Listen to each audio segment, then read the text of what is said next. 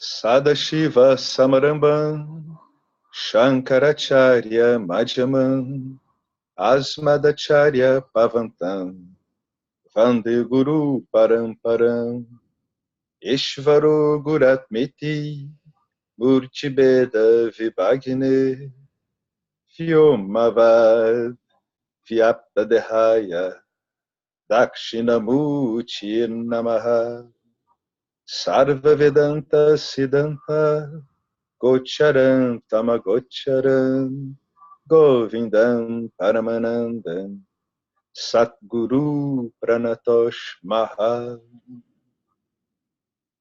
Om Shanti Shanti Om. Boa noite a todos, bem-vindos a mais um encontro, seguindo aqui o livro O Yoga das Três Energias, de James Schwartz. Essa sampradaya aqui, muito antiga, né? Está vindo desde Adi Shankara, reforçada aí por Vidyaranya no século XIV, depois todos os expoentes, até a gente chegar no pessoal do século XX, Shimayananda, Dayananda, e essa ponte que fez aí o James Schwartz, né? Com essa tradição e como se comunicar com nós ocidentais, né? Dado que isso vem de uma cultura onde vários termos, né? Não só termos, como também o comportamento é bastante diferente. No entanto, está o Vedanta aí se provando, podendo ser aplicado em várias culturas com sucesso, né? Um sistema que já está aí comprovadamente com um sucesso milenar e agora aparecendo aí para os ocidentais, né? Mediante essa ponte aí, papel muito interessante, muito diferente do James aí, né? Final do século XX, começo do século XXI. Então, bom, onde estávamos, né? Vamos primeiro situar isso aqui tudo. Bem, todo o estudo das gunas, ele está voltado para um aspecto fundamental no nosso caso, que é tornar o nosso instrumento de conhecimento, o nosso instrumento de discernimento, que é o corpo sutil, adequado à autoinvestigação, já que fundamentalmente o ápice do Vedanta é a autoinvestigação, né? O Jnana Yoga. A autoinvestigação vai te levar ao autoconhecimento.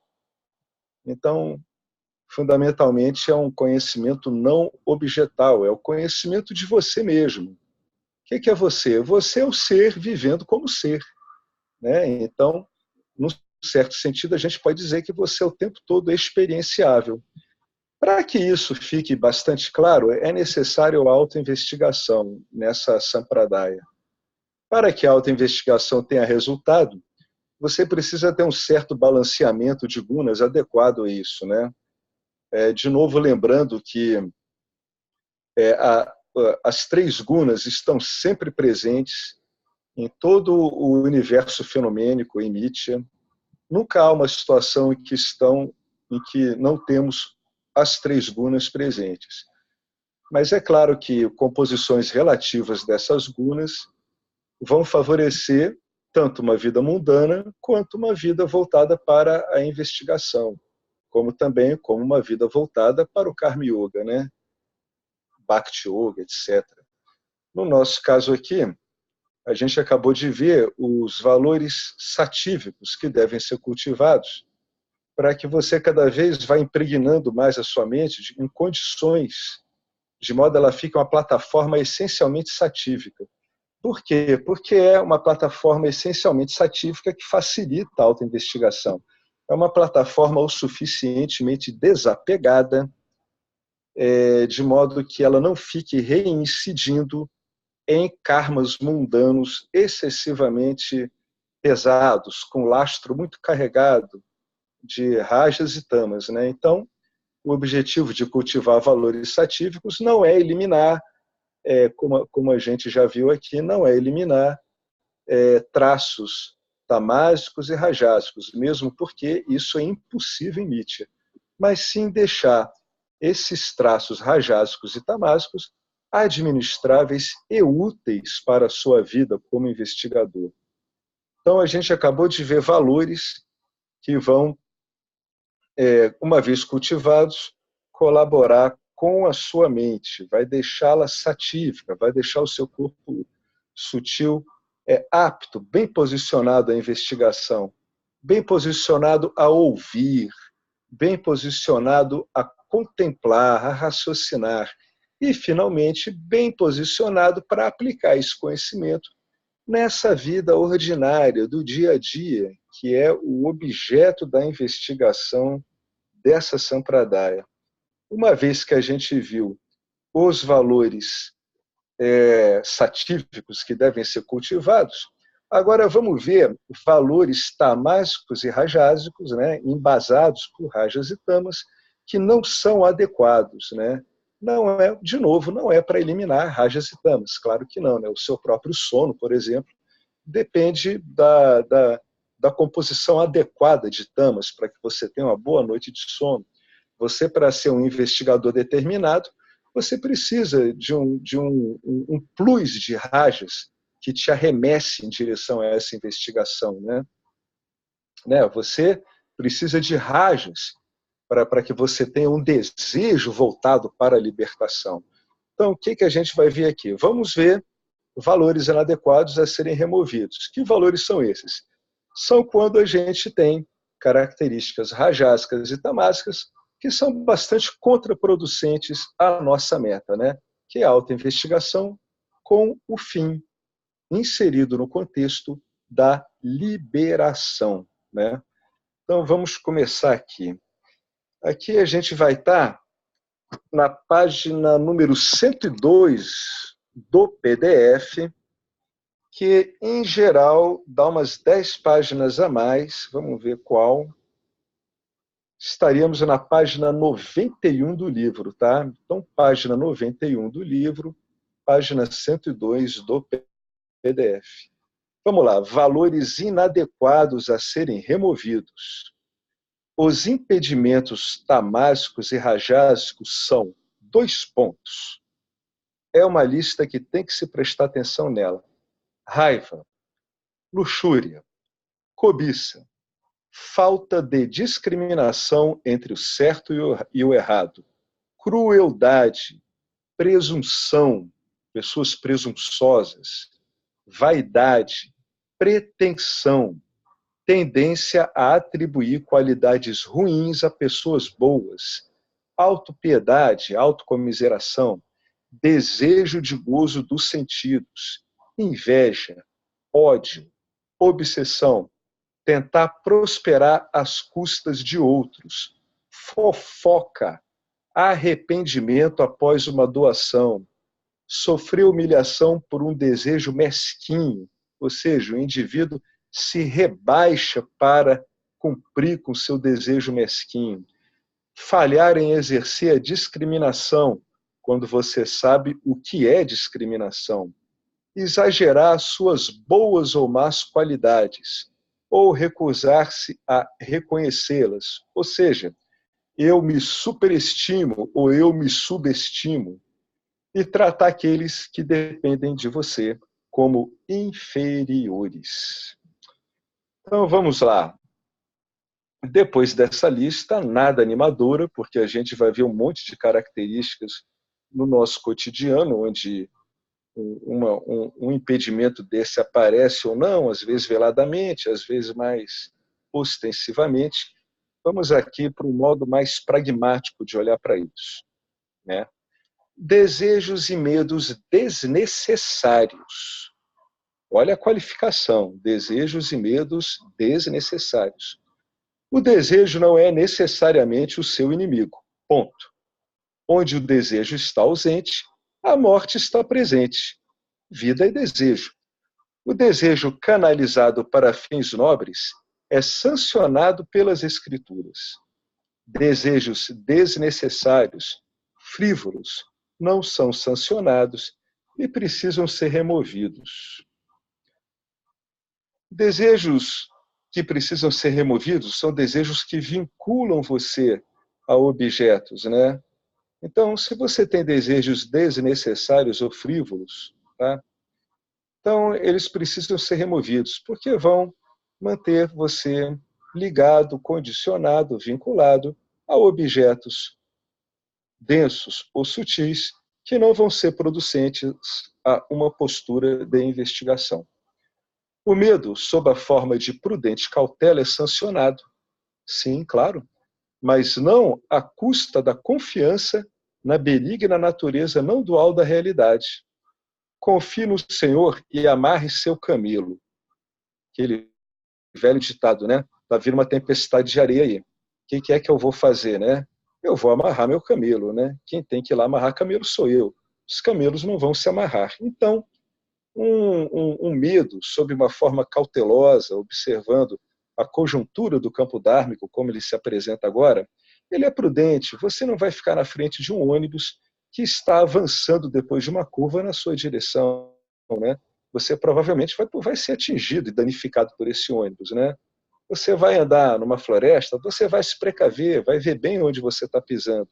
Não vai pisar em cobras, não vai criar confusões desnecessárias na sua vida, porque você perde a prudência. Então, o medo, sob forma de prudência, ele é muito útil.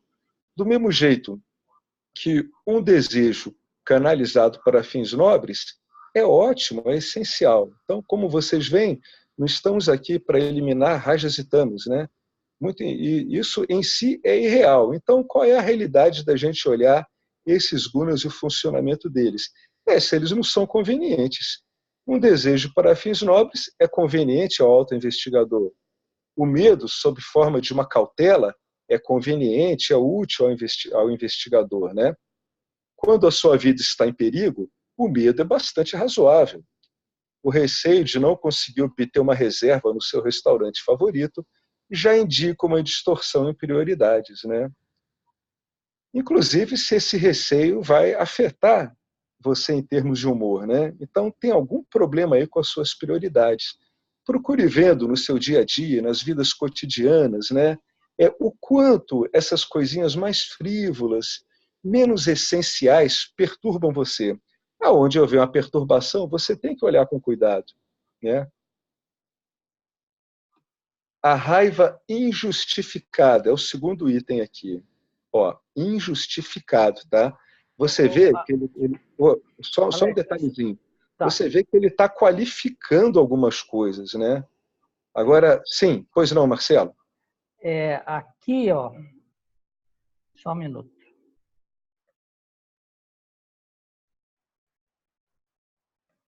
Onde ele diz: onde o desejo está ausente, a morte está presente. O desejo ausente, a morte está presente. Você poderia comentar um pouco isso?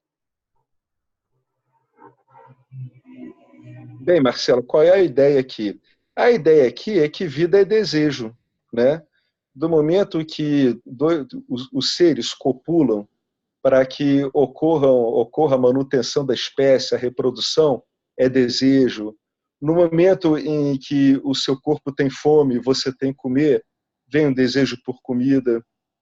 Então, aonde essa personalidade está se mexendo com o objetivo de se autorreproduzir, de se manter, você sempre vai notar um desejo que ele é inerente à manifestação da vida nessa dimensão em que vivemos. Então, você tem um desejo. Qual é o seu desejo? Eu quero viver num local favorável para mim, um local próximo do meu trabalho, um local que seja confortável, que seja um local que me previna de pegar doenças, né? Então, eu estou procurando abrigo. Então, ocorre um desejo por abrigo, né? Então, um desejo por segurança para que a gente mantenha o GIVA em condições operacionais. Compreende? Então, esse tipo de desejo, ele é inerente à manutenção da vida e à replicação da vida e das espécies. Beleza? Tranquilo? Esclarecido, muito obrigado. Beleza. Então, se alguém tiver alguma dúvida aí, não tendo dúvida, eu vou para a raiva injustificada, tá? Observa que ele qualificou, né, os desejos e medos que são contraproducentes como desnecessários, né? Agora, ele está tratando da raiva ele está dizendo, veja bem, eu estou falando da raiva injustificada.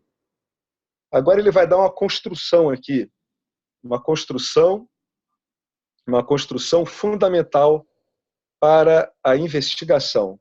Porque aonde você vê raiva, meu amigo, você invariavelmente vai ver que um desejo seu foi obstruído. Se você não estiver enxergando esse desejo, tenha paciência, contemple, dê um tempo, que vai aparecer esse contexto, você vai entender que tem um desejo obstruído. Então, raiva é desejo obstruído. Então, raiva é geralmente uma emoção inútil. Por quê? Porque está dizendo que simplesmente um desejo seu foi obstruído. Ela indica apego a coisas mundanas insignificantes. Contudo, a raiva gerada pelas violações do Dharma, ela é justificada na medida em que ela leva a uma punição dos perpetradores.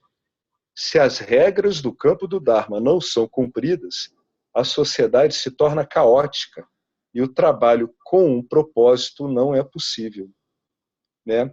Já que o trabalho com um propósito, ele precisa de um campo favorável, ele precisa de um campo dármico operante para que ele ocorra, né?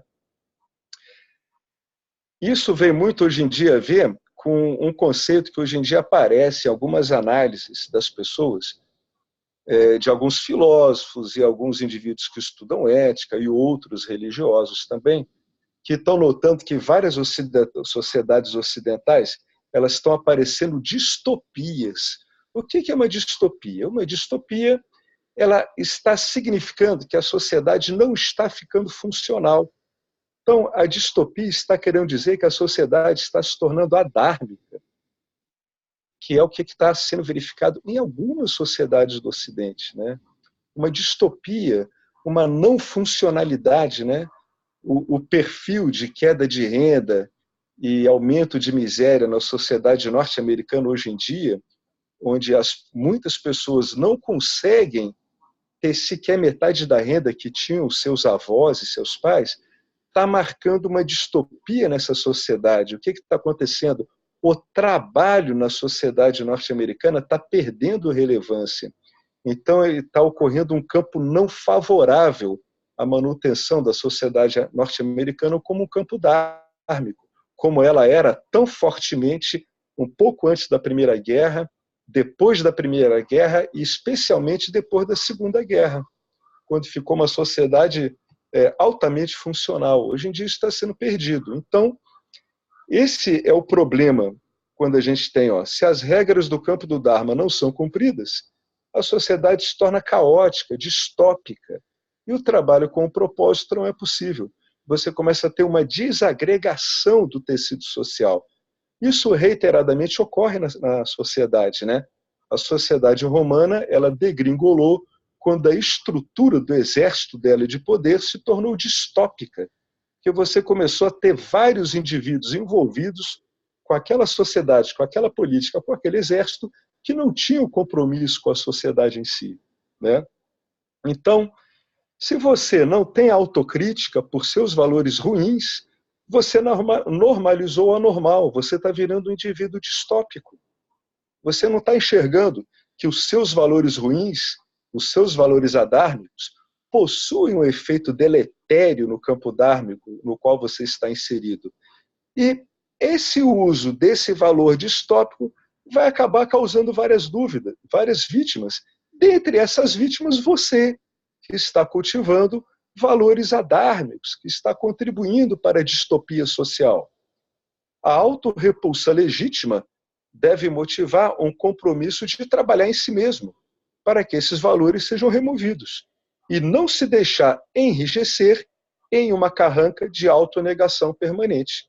Então, ao invés de ficar carregando uma suposta culpa de ver que os seus valores não estão de acordo com o campo dármico, são valores distópicos, você deve trabalhar esses valores, deve questioná-los, entender que são valores extremamente prejudiciais a você mesmo, às suas próprias pessoas queridas, dentro dessa sociedade cujo Dharma está ameaçado está ameaçado por atitudes distópicas.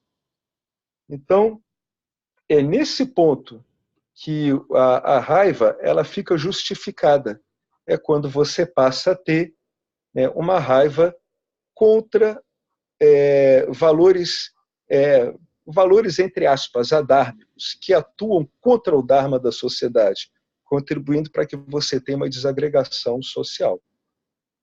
Né? Eu vou ir passando, tá, de valor em valor. Né? Todos esses valores são valores que o indivíduo deve questionar seriamente e descartá-los, com base na compreensão. Com base na compreensão aonde? Com base na compreensão inserido no nosso contexto de obter um corpo sutil satívico, um corpo sutil adequado à investigação, um corpo sutil cuja meta em última análise, servir de instrumento ao autoconhecimento. Então, sempre que alguém tiver alguma dúvida, faz como o Marcelo, me interrompe e a gente avalia o que é possível falar sobre essas coisas. A outra é a delusão.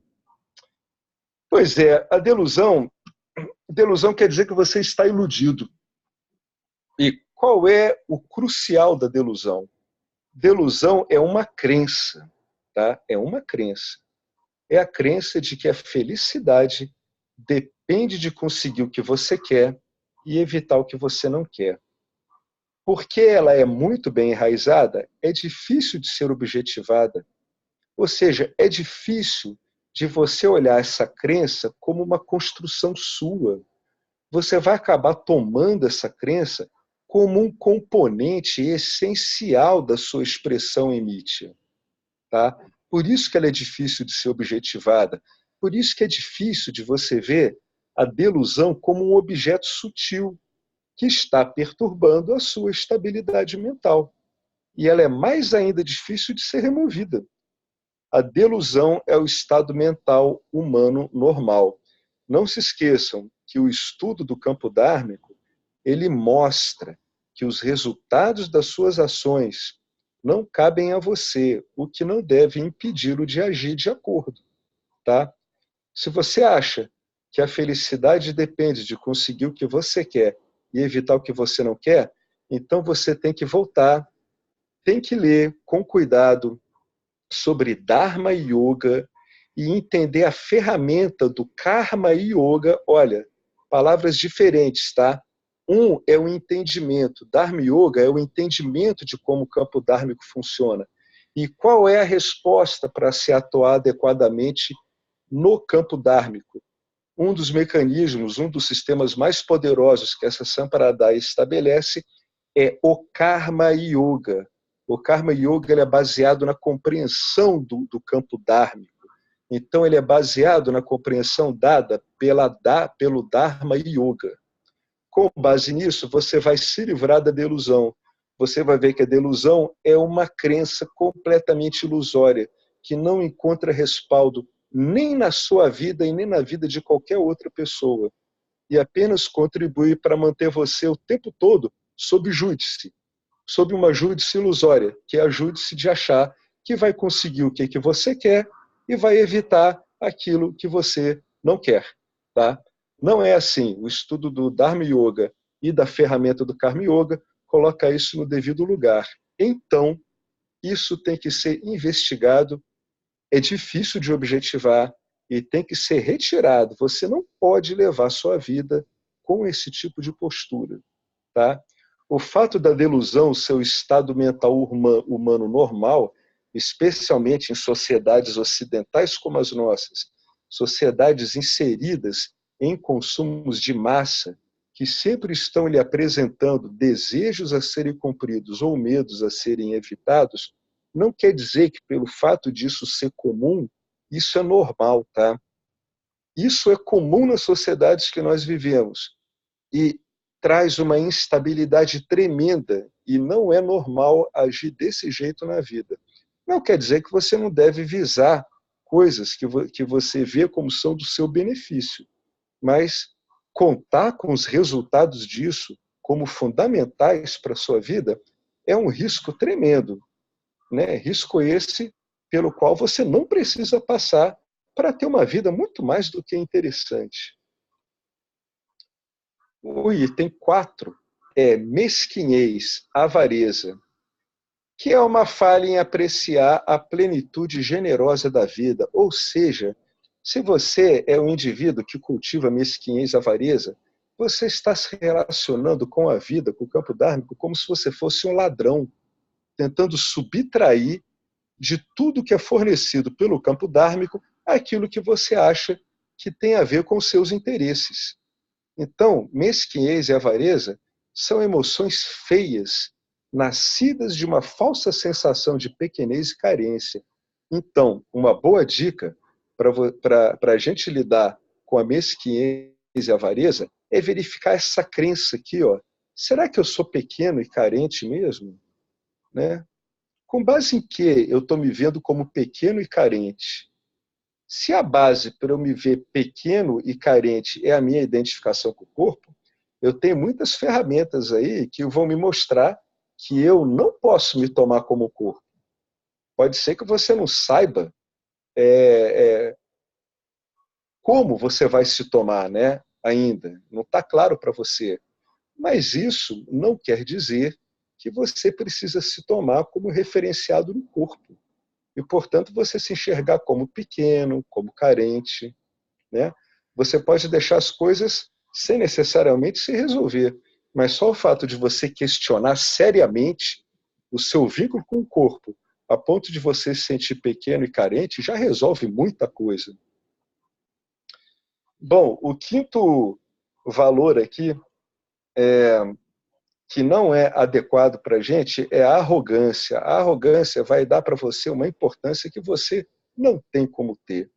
A arrogância é uma emoção inconsciente, gerada a partir de um senso de autoestima extremamente baixo, uma tentativa de uma pessoa insegura de elevar seu status como às custas de outras pessoas, né? Então, na arrogância você vai ver invariavelmente uma comparação, tá? Isso aqui é bem claro, né? A gente consegue ver quando a gente está sendo arrogante em relação a um terceiro, né? Bom, o sexto valor, comparação. Bom, ele vai falar uma coisa muito interessante que vai merecer uma reflexão bem séria das pessoas. A comparação é a primeira manifestação da dualidade. A gente já viu que a dualidade é um modo de enxergar o campo dármico, tá? É essa dualidade que toda a argumentação do Vedanta vai eliminando. Ele vai te mostrando que você pode lidar com convenções duais, mas sabendo que no fundo não são duais. Agora, se a sua orientação é realmente de afirmar a ideia de dualidade, ou seja, eu estou aqui, você está aí na minha frente, e eu quero coisas, eu sou um sujeito que estou procurando coisas para me satisfazer, se é assim que você está trabalhando, naturalmente você vai notar que você está comparando. Por isso que ele está querendo dizer, ó, a comparação é a primeira manifestação da dualidade, né? Eu estou aqui, você está aí, eu me sinto bem e vejo que você se sente mal, ou então eu me sinto mal e vejo que você se sente bem. Eu sou melhor ou pior que você, né? A dualidade não estudada, não olhada com cuidado, ela imediatamente coloca você numa posição de comparação. Então, se você está vendo em você, né, no seu corpo sutil, comparações, muito cuidado. Quer dizer que você está tomando a dualidade como dada.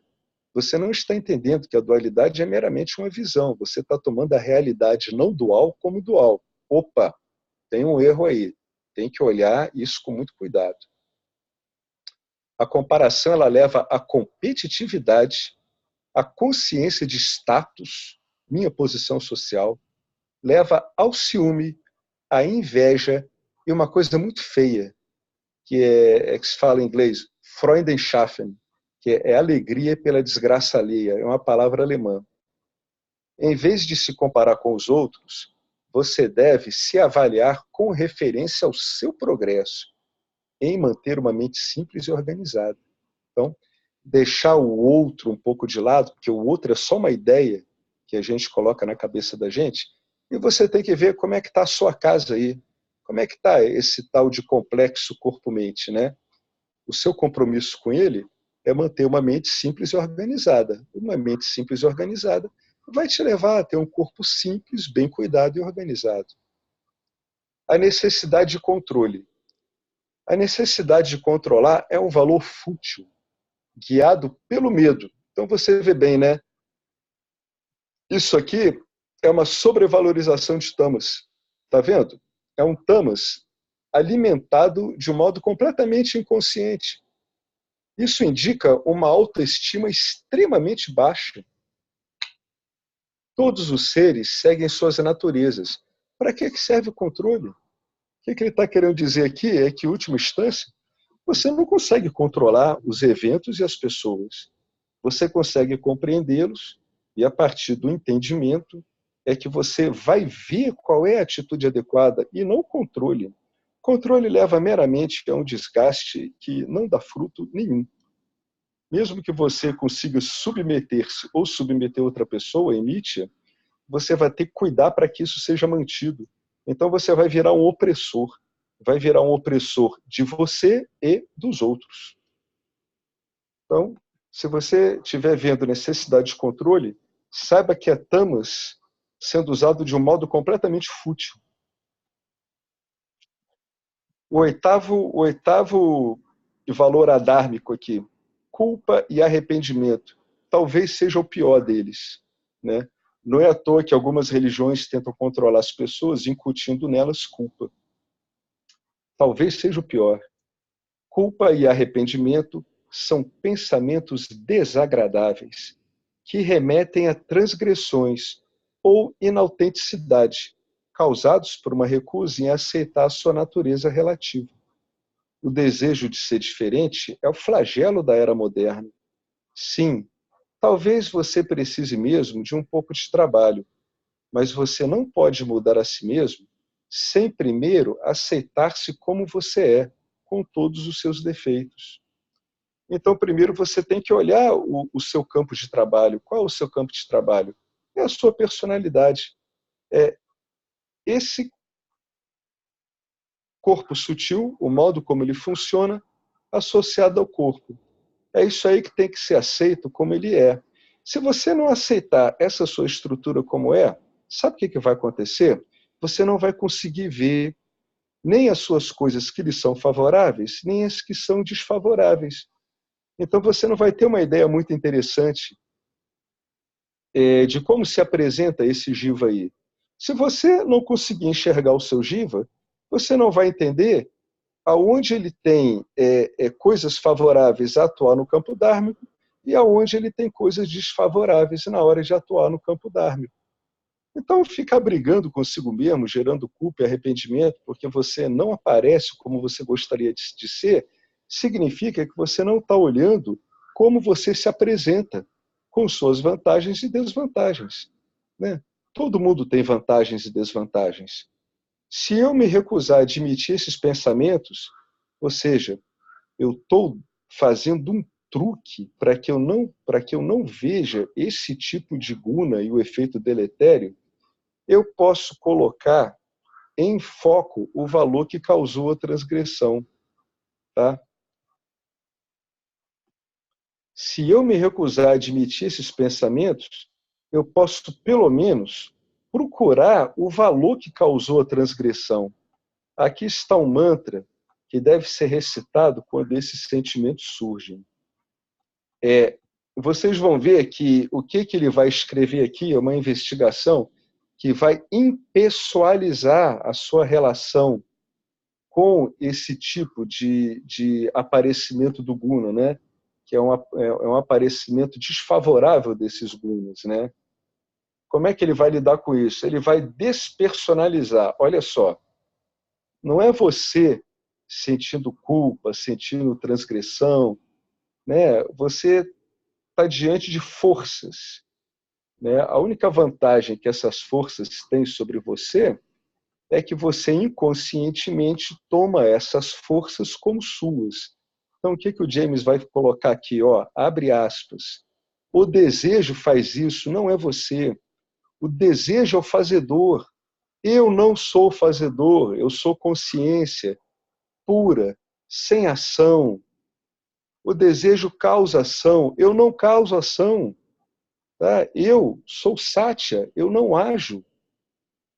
Saudações a você, desejo. Eu estou reconhecendo o desejo como verdadeiro agente. A raiva faz isso, não eu. Eu me inclino diante de você, raiva. Você é o modo disso atuar em Nitya. Quando o desejo é obstruído, ocorre raiva. Isso não é pessoal. A ignorância causou isso. Que ignorância? A ignorância é de eu não saber quem eu sou.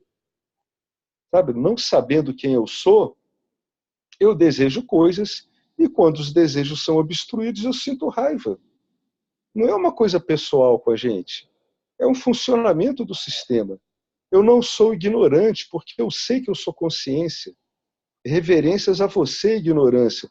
Vamos admitir que há aspectos dela funcionando em nós. Indivíduos guiados pelo medo podem substituir a palavra desejo por medo. O medo faz isso. O medo é o fazedor. Eu não sou o fazedor, né? O medo causa inação. Eu não causo inação. Eu não deixo de agir, tá? Porque eu não ajo nunca. Onde há uma inação, é tamas, é medo. Saudações a você, medo. Entendeu? O medo faz isso, não eu. Eu me inclino diante de você, medo. A ignorância causou isso, causou eu ter medo. Eu não sou ignorante. Reverências a você, ignorância. Então, por baixo, sempre por trás do desejo e do medo, o que tem? Tem ignorância. Né?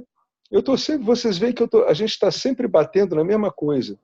A gente está tendo em modos inúmeros de ver como é que está o vínculo a objetos densos e sutis. Como é que ocorre esse vínculo? Ele ocorre por um default do sistema. Se você não sabe o que você é, você vai tentar se locupletar no campo dármico. Como é que você vai se locupletar no campo dármico? Você vai se locupletar deixando que o desejo atue inconscientemente em você. Então ele vai te levar em direção a objetos que você quer. Qual outro modo de você lidar com o campo dármico se você é inconsciente? Você vai ser manipulado por forças de medo, que vão fazer com que você se afaste de coisas que estão lhe causando medo. Por quê? Porque vai prejudicar o modo como você está se vendo. Você não está se vendo como completo.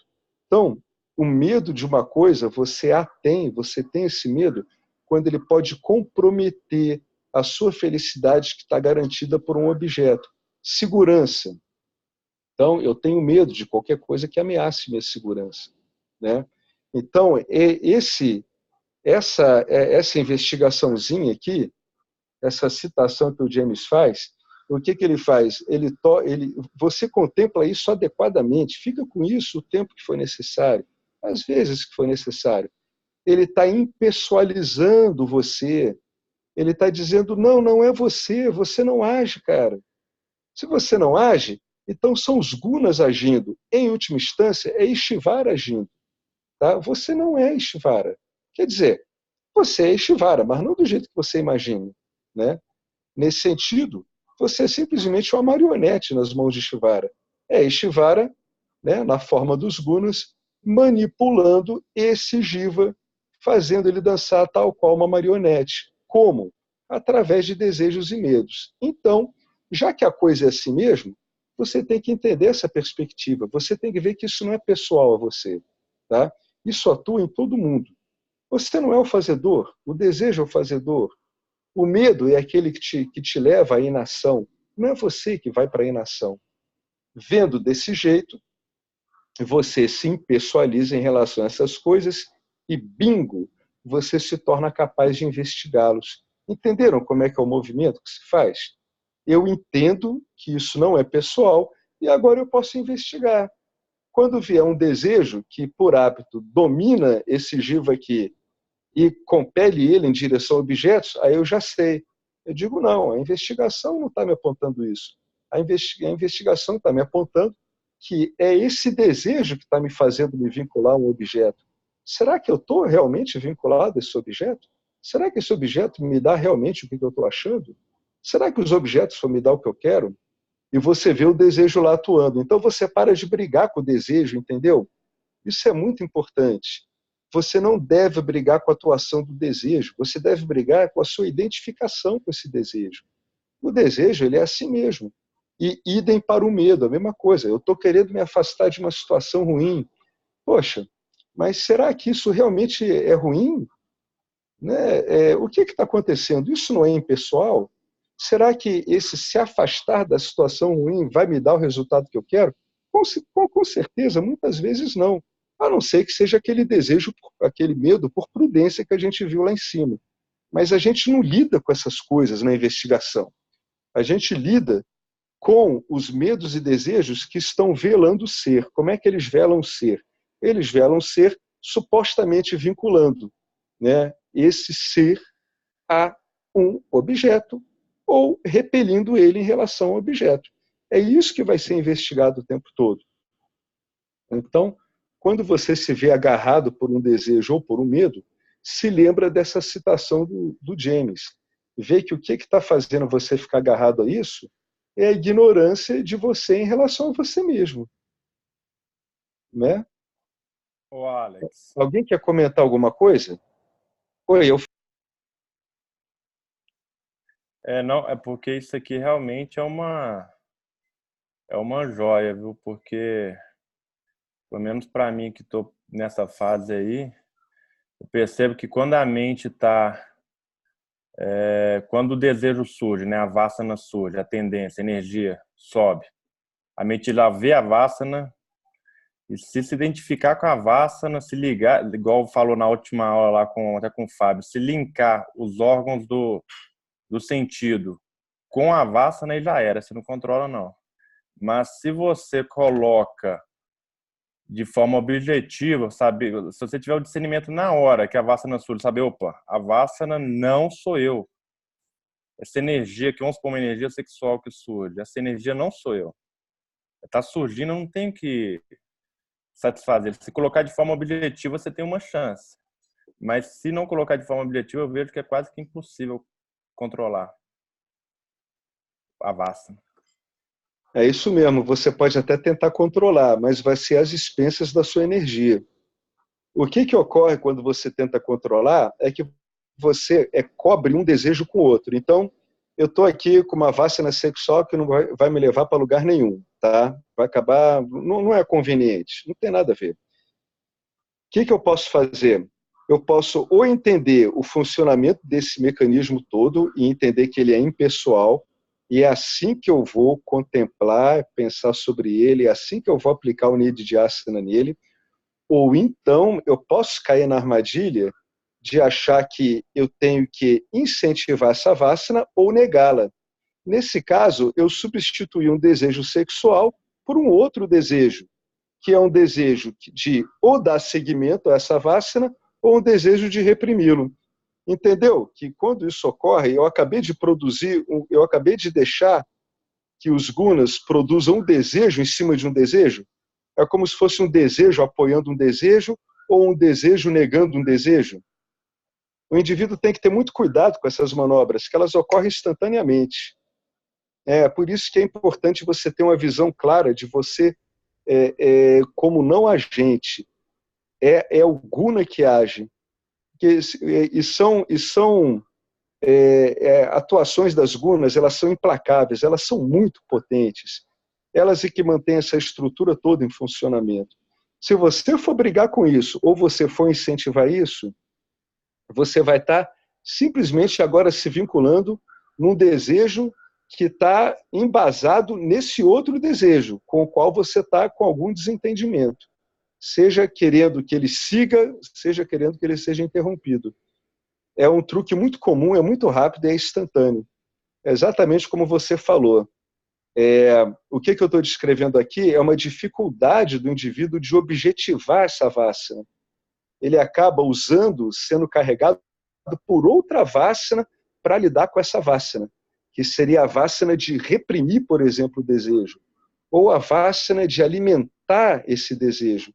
É como você falou, se você não estiver atento e não conseguir objetivar isso, você é engolido por isso, e aí, quando você começa a incentivar esses movimentos da vássana através de outras vássanas, aí você está metido num carrossel, num combate circular muito difícil de ser rompido.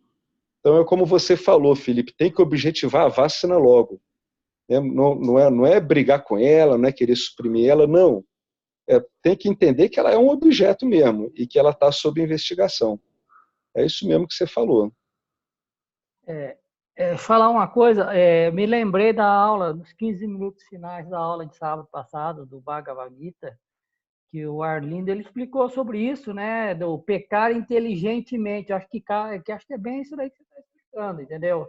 Acho interessante o Felipe dar uma olhada lá novamente, porque ele esclarece bem isso, né? Acho que é o Shimayananda que falava isso, parece, né? Acho que casa bem aí. O Shimayananda dizia assim, já que você vai transar, então transe conscientemente, peque de um modo inteligente, né?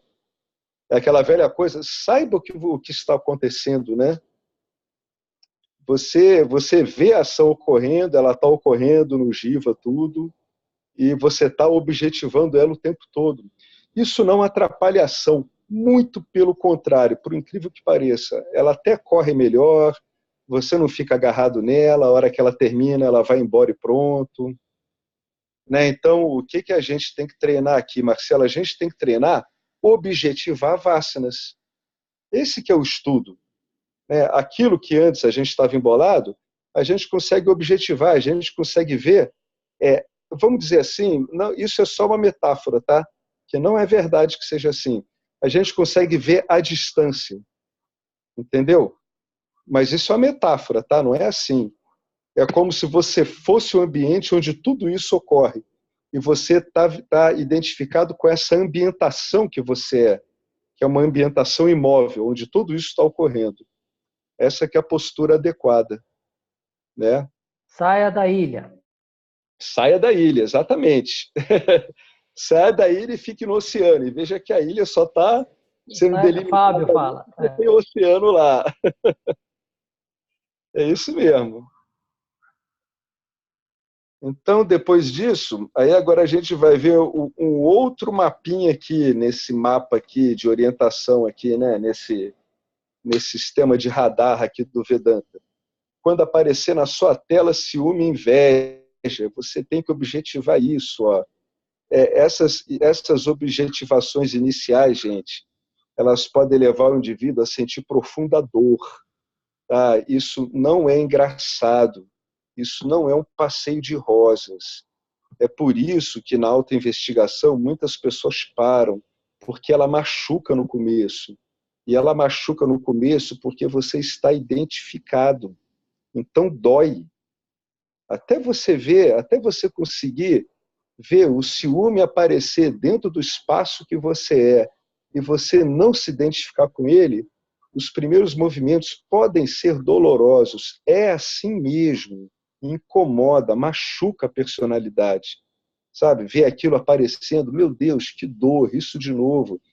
A prática reiterada vai mostrar você vendo isso ocorrendo a sua revelia, uma força independente de você.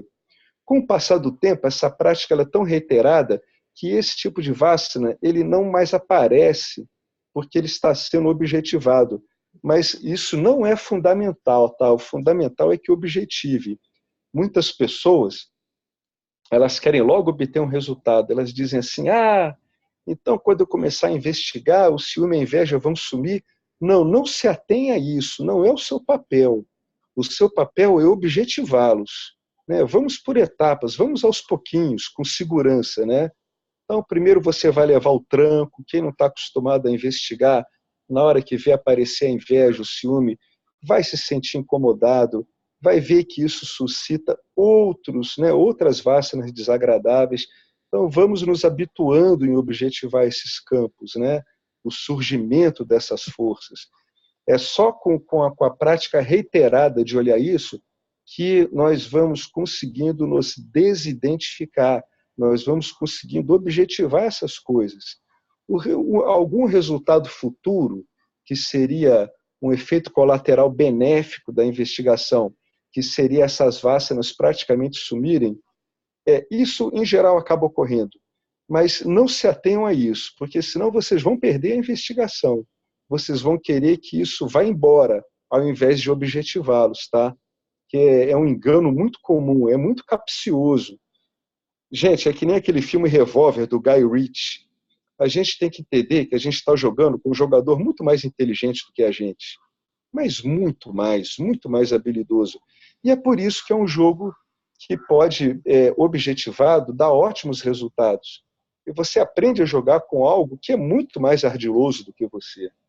Né? Quem puder ver esse filme, Revolver, do Guy Ritchie, né? Tem o Joe Stanton, tem ótimos atores. É um filme espetacular. É um filme, no fundo, sobre investigação. É muito louco aquilo. Então, o Alex, esse filme é muito bom mesmo. ele é muito bom, Henrique. Vale a pena revê-lo. Ele tem uma frase que diz, de Júlio César, né? Seu inimigo se esconde no último lugar que você o procuraria. Isso. Exatamente, é muito bom. Isso aí. Seu inimigo se esconde aonde dói. Você não vai mexer aonde dói. Então, as investigações iniciais, elas, em geral, produzem dor psíquica. Entendeu? Tem que ter muita paciência, muito carinho, muita confiança e ver que é assim mesmo. Né? É um filme muito bacana. Vale a pena. O indivíduo vai investigando, vai lendo esse livro, depois ele vai vendo esse filme. Ele vê esse filme uma vez, aí ele dá um tempo para ver esse filme de outra vez, entendeu? Do mesmo jeito, Henrique, que a gente foi ficando condicionado porque estávamos incapazes de objetivar a atuação dos gunas, agora a gente precisa reiteradamente bater na mesma tecla até que a gente consiga objetivar isso. Né? Ver esses esconderijos das vacinas. Né? As vacinas se escondem onde elas machucam. Esse é o esconderijo ideal, é onde você não vai mexer, né? É o que aparece nesse filme. Inclusive, tem uma coisa muito engraçada, eu não sei se é nesse filme. Sabe que quando Roma conseguia as conquistas dela, né, então, o cara que recebia os méritos iniciais pela conquista era o imperador. Então, eles faziam um desfile na capital, né, com os escravos, os despojos, etc. E o imperador ia lá com o louro, né, ali, recebendo ali os aplausos, né, dos seus jurisdicionados, etc. Desfilava com o exército, com os prisioneiros, com o butim, tudo, e sempre ia um escravo do lado do imperador, sussurrando no ouvido dele assim: não te esqueças que tu és mortal. É como se fosse uma sombra de lucidez no cara, entendeu? Dizendo: olha, você é mortal, você é mortal. Cuidado com isso, cuidado com esse surf na glória, né? Muito interessante essa sabedoria antiga, né, para o indivíduo não se deixar tomar assim por essas vacinas de conquista, de que eu sou melhor. Ô, Alex, diga. Voltando a esse assunto aí de objetivar, né? Eu fiquei pensando aqui, o desejo é um problema na medida que ele perturba a gente, né? Quando você fica perturbado, é um problema, né? Agora, se você não ficar perturbado, certamente a objetivação tem que vir, né? Eu acho que quando a gente faz essa objetivação, quase que 90% dos casos você vê que não tem substância aí, né? Mas o problema do desejo, eu acho que é a perturbação mental, né? Que você fica com a mente perturbada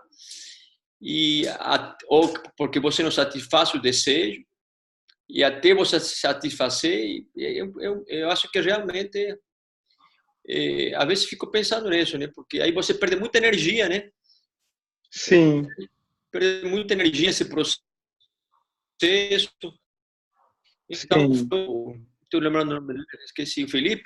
Realmente tem que pegar quando aparece, logo que ele aparece, tem que objetivar ele, porque se não ele vira uma bola de neve, aí aí complica demais o negócio, porque aí se se passa para o corpo, né? Na fisiologia, e já se transforma em emoção. Pois e aí, é. quando já é emoção, já é fisiológico, né? Já se transforma em algo fisiológico, difícil de controlar já a fisiologia, né? Você vê que, Adrenalina, seja o quê, blá, blá. você vê que fica cada vez mais difícil. É. Quando a gente entra no desejo sem conseguir objetivar ele, ele vai virando, como você falou, uma bola de neve. E é muito rápido, né? Muitas vezes é praticamente instantâneo. Você fala, é uma bola de neve, é quando um monte de camadas de projeção, vássanas, vão alimentando a vássana do desejo. Quando você vê aquilo, está uma coisa gigantesca, já mobilizou seu corpo. Aí você vai ter que lidar o quê? Você vai ter que lidar com uma descarga fisiológica que não vai conseguir se Isso aí. Isso que é pior ainda. Entendeu? Isso. Aí é pior ainda. Aí você aguenta o tranco. É como se você estivesse numa enxurrada, já era. Né? Tem que então conseguir objetivar logo. Todo o treinamento que se tem em relação a desejo e medo é sempre da pessoa conseguir objetivar, né? Que as pessoas perdem tempo como? Apoiando o desejo, obrigando com ele. A gente nunca pode entrar nesses truques, a gente tem que objetivá-los. Que não é nem apoiá-los e nem recusá-los, é objetivá-los, é vê-los, o funcionamento deles. Né? É delicado, cara. O que a gente está treinando aqui, Henrique, é ficar com o discernimento cada vez mais afiado. Ele fica muito sutil, ele fica muito rápido. Ele é capaz de pegar movimentos muito delicados, entendeu? Isso me lembra um pouco aquele filme O Predador, que o atacante ele se confundia com a folhagem, lembra? Ele se mimetizava. Sim, é como se a gente estivesse aprendendo a ver os movimentos disso. Né? O que escapa assim a grande parte das pessoas, a gente consegue objetivar. É isso que é objetivar, né? E as pessoas confundem isso com você tentar dominar o desejo. E aí é como você falou, vem um desgaste terrível. A pessoa se cansa tremendamente, entendeu? Então, antes de tudo, objetivação.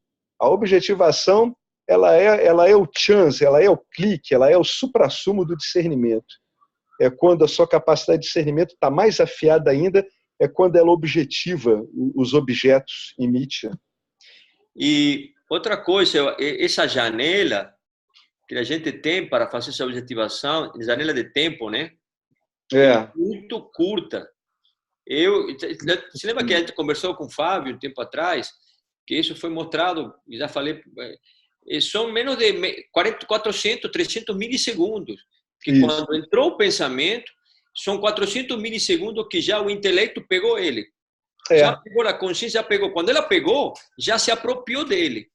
Aí já se apropriou dele, já passa a acreditar que é dele. E aí, então, a gente tem uma janela de tempo muito, muito pequena, menos na metade de um segundo para poder fazer essa objetivação e pegar no pulo. Porque se não pegar no pulo, o negócio já se apropriou e já entrou no consciente e já foi. Isso. Então, tem que estar ligado, antenado constantemente, monitorando. É realmente um exercício...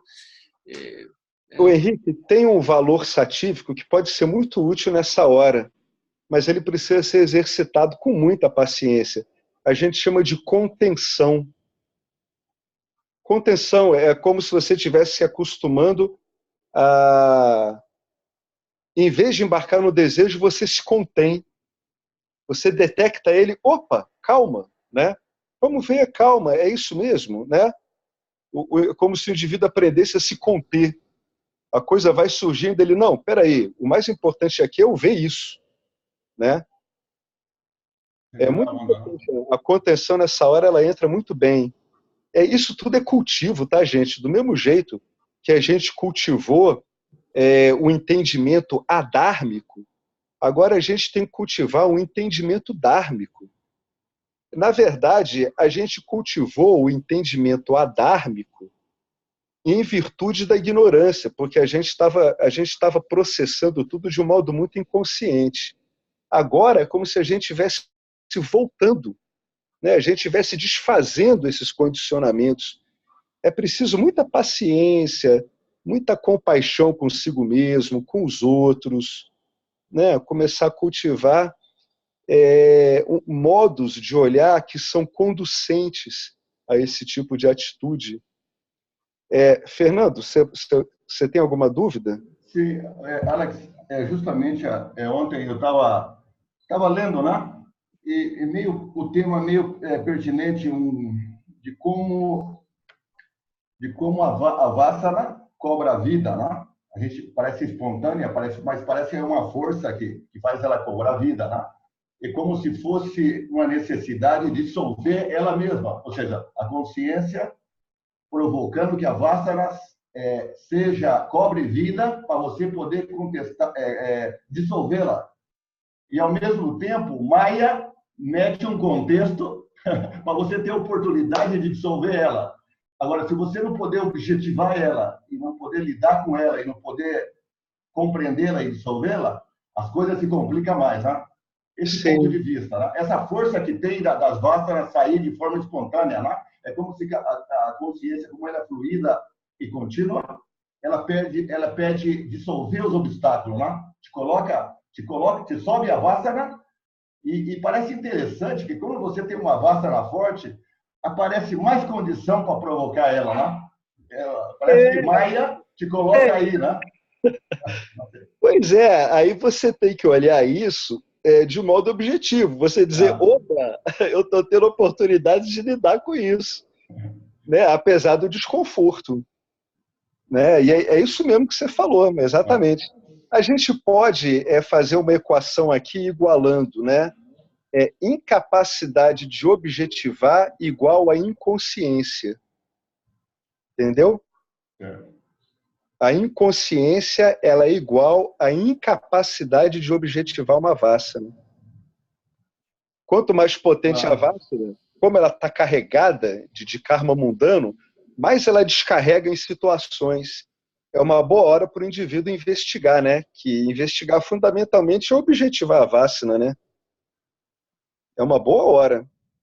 Muita paciência. Se você olhar bem, Fernando, o que está acontecendo com a gente? Ó, o que está acontecendo com a gente? Você está entendendo? Eu tenho certeza que sim. Você está compreendendo na prática o que a gente leu no começo desse livro, quando James dizia assim, que a pessoa que vai para o autoconhecimento, ela está deixando de ser um experimentador em Nietzsche, aí ela está virando um conhecedor. Você lembra que ele falava muito isso? Sim. Então, esse é o conhecedor. O conhecedor, ele é o contrário daquele que é inconsciente. O objetivo fundamental dele é conhecer o funcionamento da coisa. Não é estar se envolvendo em ações.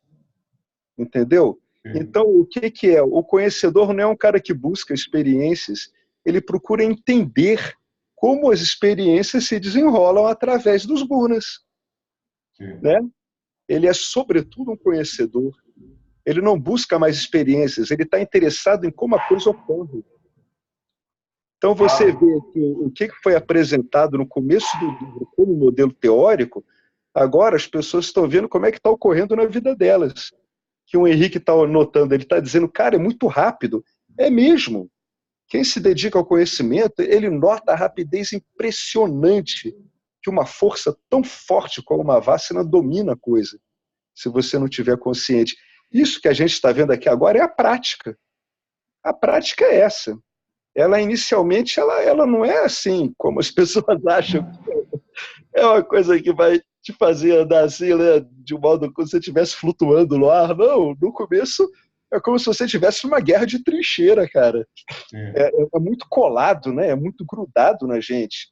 Até que a gente comece a objetivar, a Vassana parece uma coisa muito colada e vem aqueles vícios da gente. Não, eu quero me livrar disso. Então, eu não estou entendendo que quando eu digo que eu quero me livrar disso, eu estou querendo uma experiência que é me livrar da Vassana. Né? Isso tudo tem que ser substituído pelo entendimento. Não, eu não quero me livrar da Vassana, eu quero entendê-la. É diferente. Eu quero compreender. Né? Até que essa objetivação ela fique fácil, a gente apanha muito, cara. É uma coisa muito irregular, né? É preciso muita paciência, tem que ter cuidado com o mecanismo aí que está sendo usado, né? O GIVA, né? Você tem que saber lidar com o GIVA de modo a não estressar ele numa situação dessa, né? Então, por isso que o Arlindo fala, né? É muita compaixão. Entenda que o GIVA está sujeito continuamente a erro. Não é só o seu GIVA, é o GIVA Alex, é o GIVA Henrique, é o GIVA Felipe, é o GIVA Estela. São GIVAs sujeitos naturalmente, Nietzsche, há muito erro de entendimento, muito erro. É isso que você falou mesmo, né? Exatamente isso. Beleza, gente? Vamos, né? Vamos olhando bem assim. A gente agora está vendo a parte prática, né?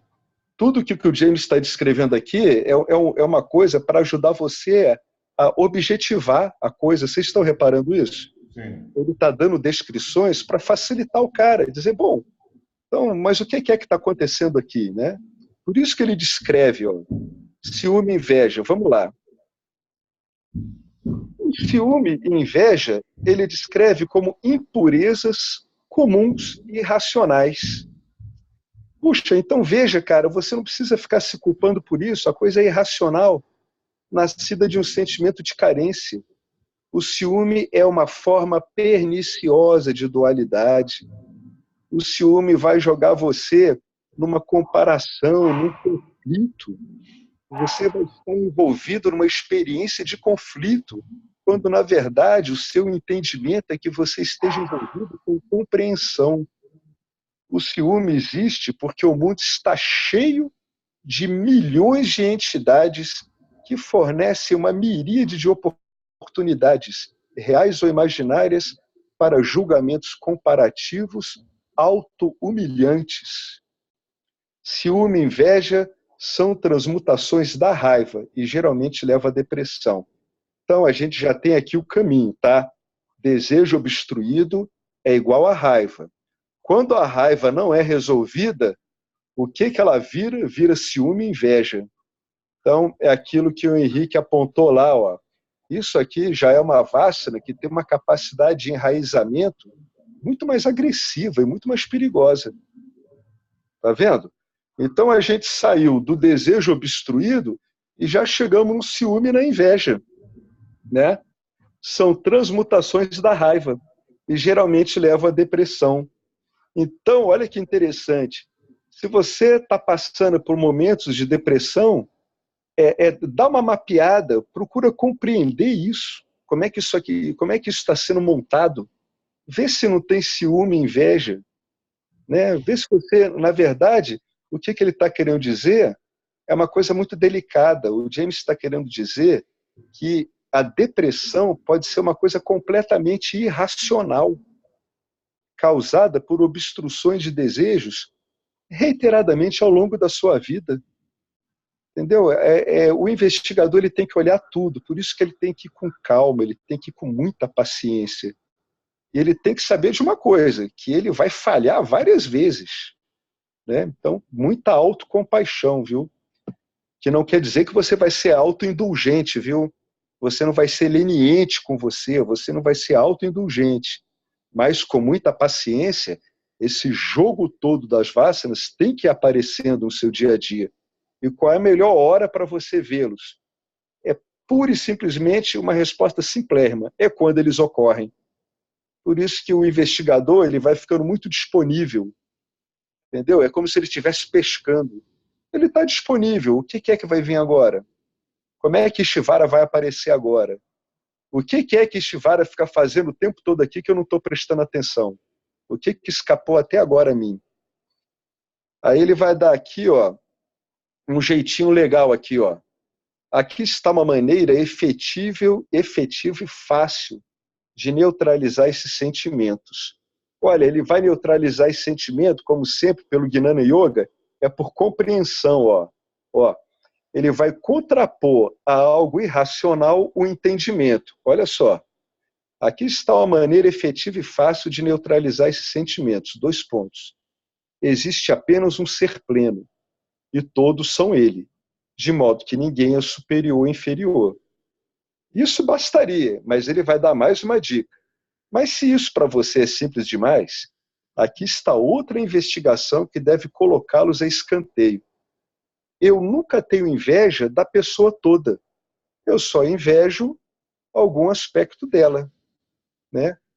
Há certas coisas sobre a pessoa que eu não quero, assim como eu também tenho qualidades pouco atraentes, o que torna então difícil julgar a pessoa.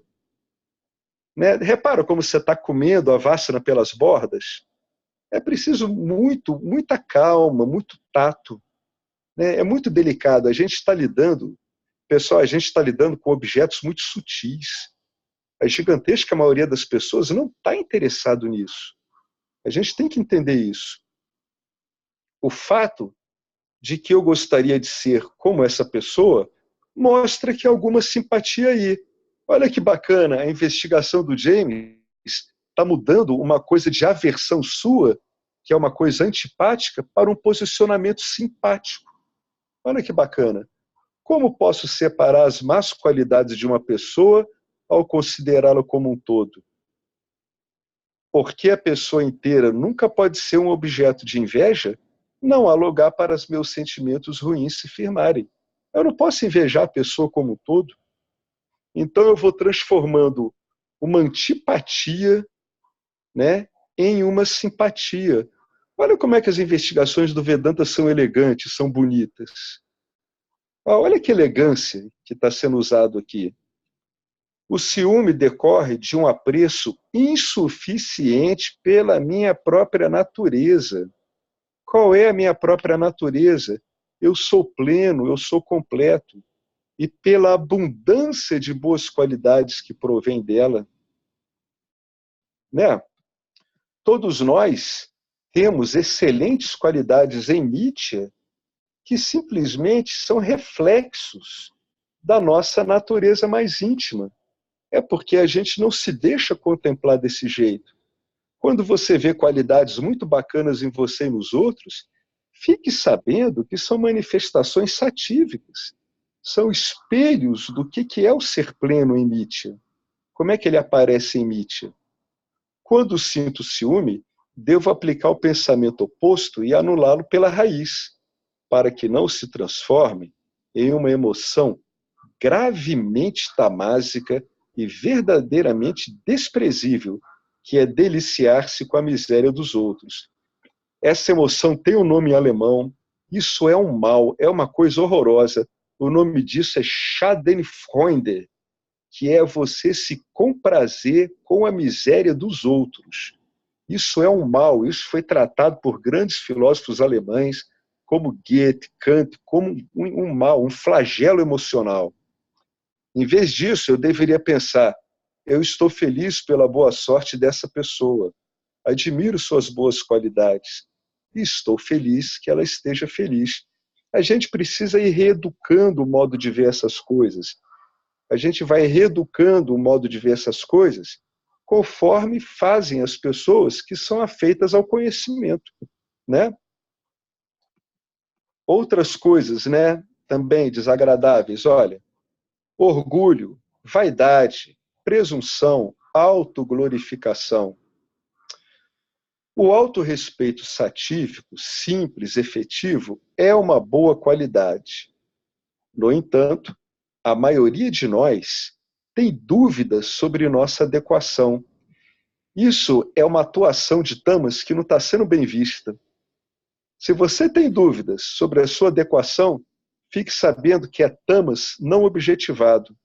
Nós secretamente receamos não sermos bons o suficiente e incapazes de nos proporcionar a confiança de que precisamos para sermos felizes.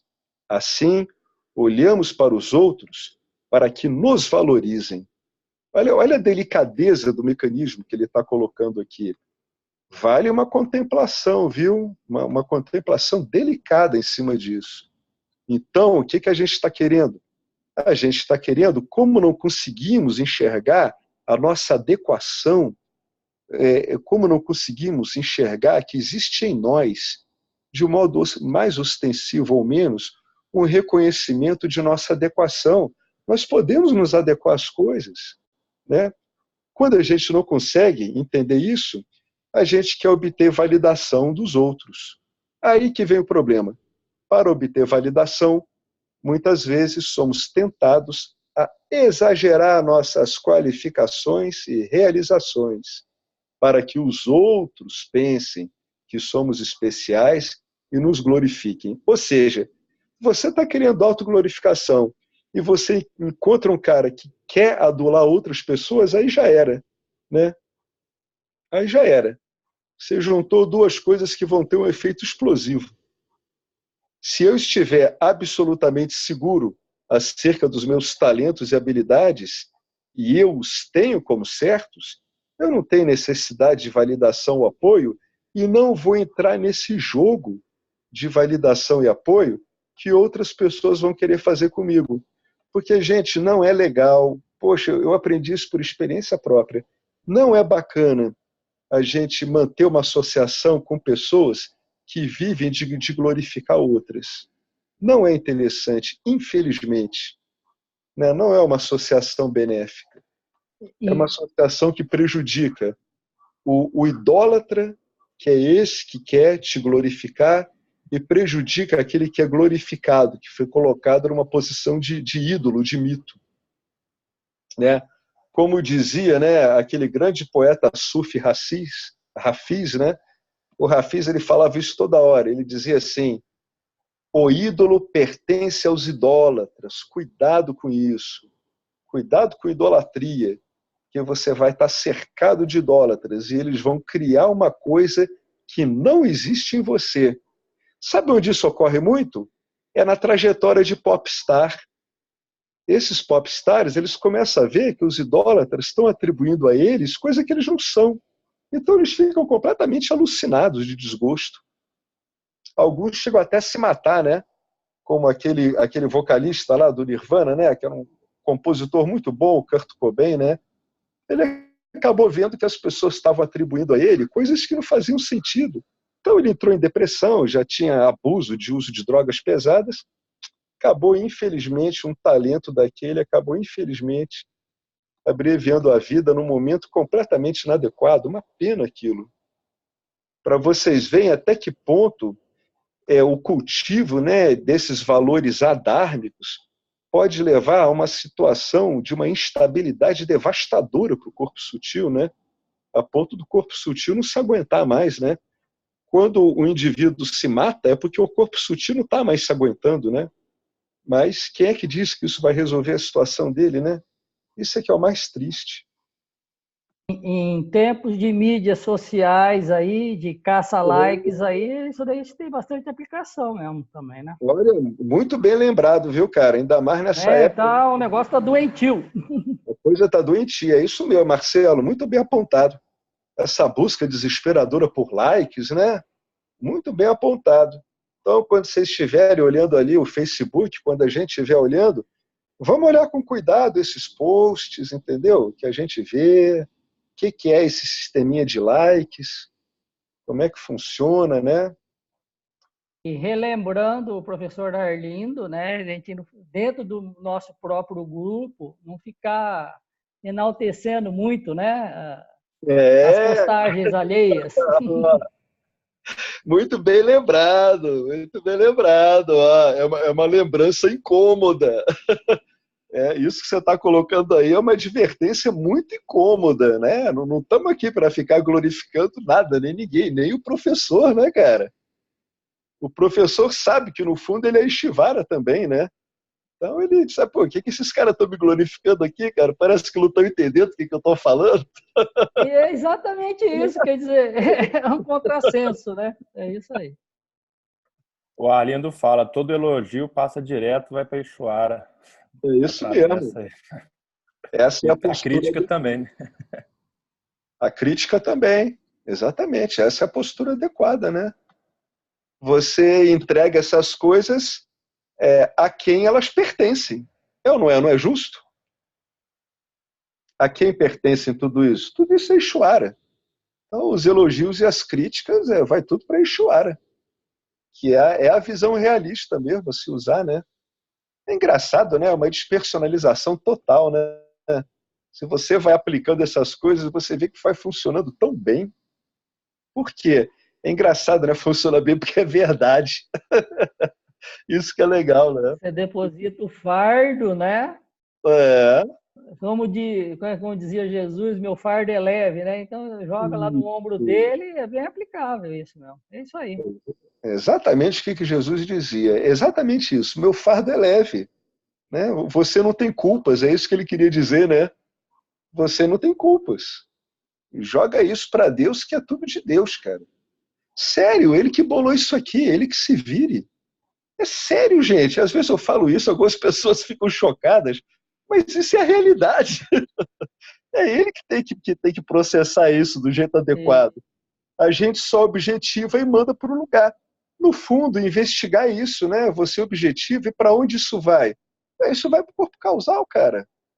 Né? Isso vai para um departamento lá de Ixuara, onde isso vai ser reprocessado, né? Ressignificado. Aí ele continua descrevendo a investigação dele, né? Ele está aplicando toda a sistematização de valores do Vedanta nessa investigação desses distúrbios. Ó, exigir respeito dos outros propicia muitos distúrbios. Por quê? Porque aquele que pede por respeito não está no controle dos resultados. Olha que situação desastrosa. As pessoas dão respeito por razões conhecidas apenas por elas. Você não tem controle sobre isso. E quando a mente delas muda, a validação que elas deram a você é retirada sem muitas grandes explicações e a mágoa surge. Qualquer forma de mágoa se deve ao orgulho. Olha, outra dica, ó, da investigação. Você está magoado? Então, dá uma olhada, vê se você não está alimentando uma vássana de orgulho. Qualquer forma de mágoa se deve ao orgulho, a um ego inflado, que está excessivamente ligado ao que pensa que sabe. O cara acha que ele sabe alguma coisa, ele acha que ele acredita, ele acha que ele possui. Agora, antes dele saber, acreditar e possuir, o que acontece, gente? Ele está só achando. Ele acha. Nada na vida dele garante isso. Que o que ele acha que sabe, ele sabe mesmo. Que o que ele acha que acredita, ele acredita mesmo. Que o que ele acha que possui, ele possui de fato. Né? Por exemplo, indivíduos que gastam muito tempo cuidando e chamando atenção para seus corpos, com roupas caras, penteados extravagantes, tatuagens, piercings, geralmente, ó a palavra dele, como é que é delicada, geralmente fazem isso para atrair atenção que são incapazes de dar a si mesmos. Ah, pô, mas então não tem exceção? Tem, caramba, olha a palavra que ele está usando um advérbio, ele está dizendo, geralmente é assim, mas pode ser que não seja assim. Tais egos, inflados pelo orgulho e vaidade, invariavelmente acabam murchando. Muitas vezes, perdem tempo e energia tentando livrar a cara ou planejando vinganças. Nossa, como a gente vê isso ocorrendo, gente, com a gente e com os outros. Além disso, nem sempre é fácil determinar os verdadeiros sentimentos de outra pessoa. Uma pessoa que vive de acordo com as opiniões dos outros desperdiça valiosos recursos mentais e não está qualificada para a investigação. Não tem jeito. É uma mente que está flutuando demais para conseguir investigar adequadamente.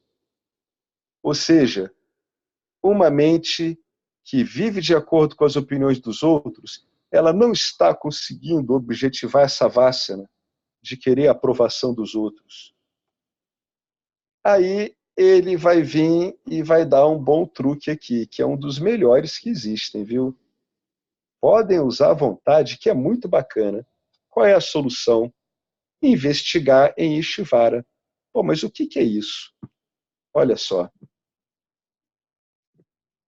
Diante de tudo que ele botou aqui, essa investigação, ela resolve tudo. Sabe por quê?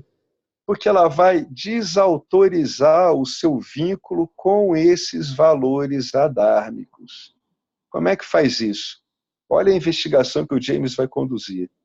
Se eu reservar um tempinho para analisar os fatores envolvidos, verei claramente que exigir respeito dos outros não pode trazer conforto ou satisfação, mesmo que eu seja uma pessoa altamente capaz.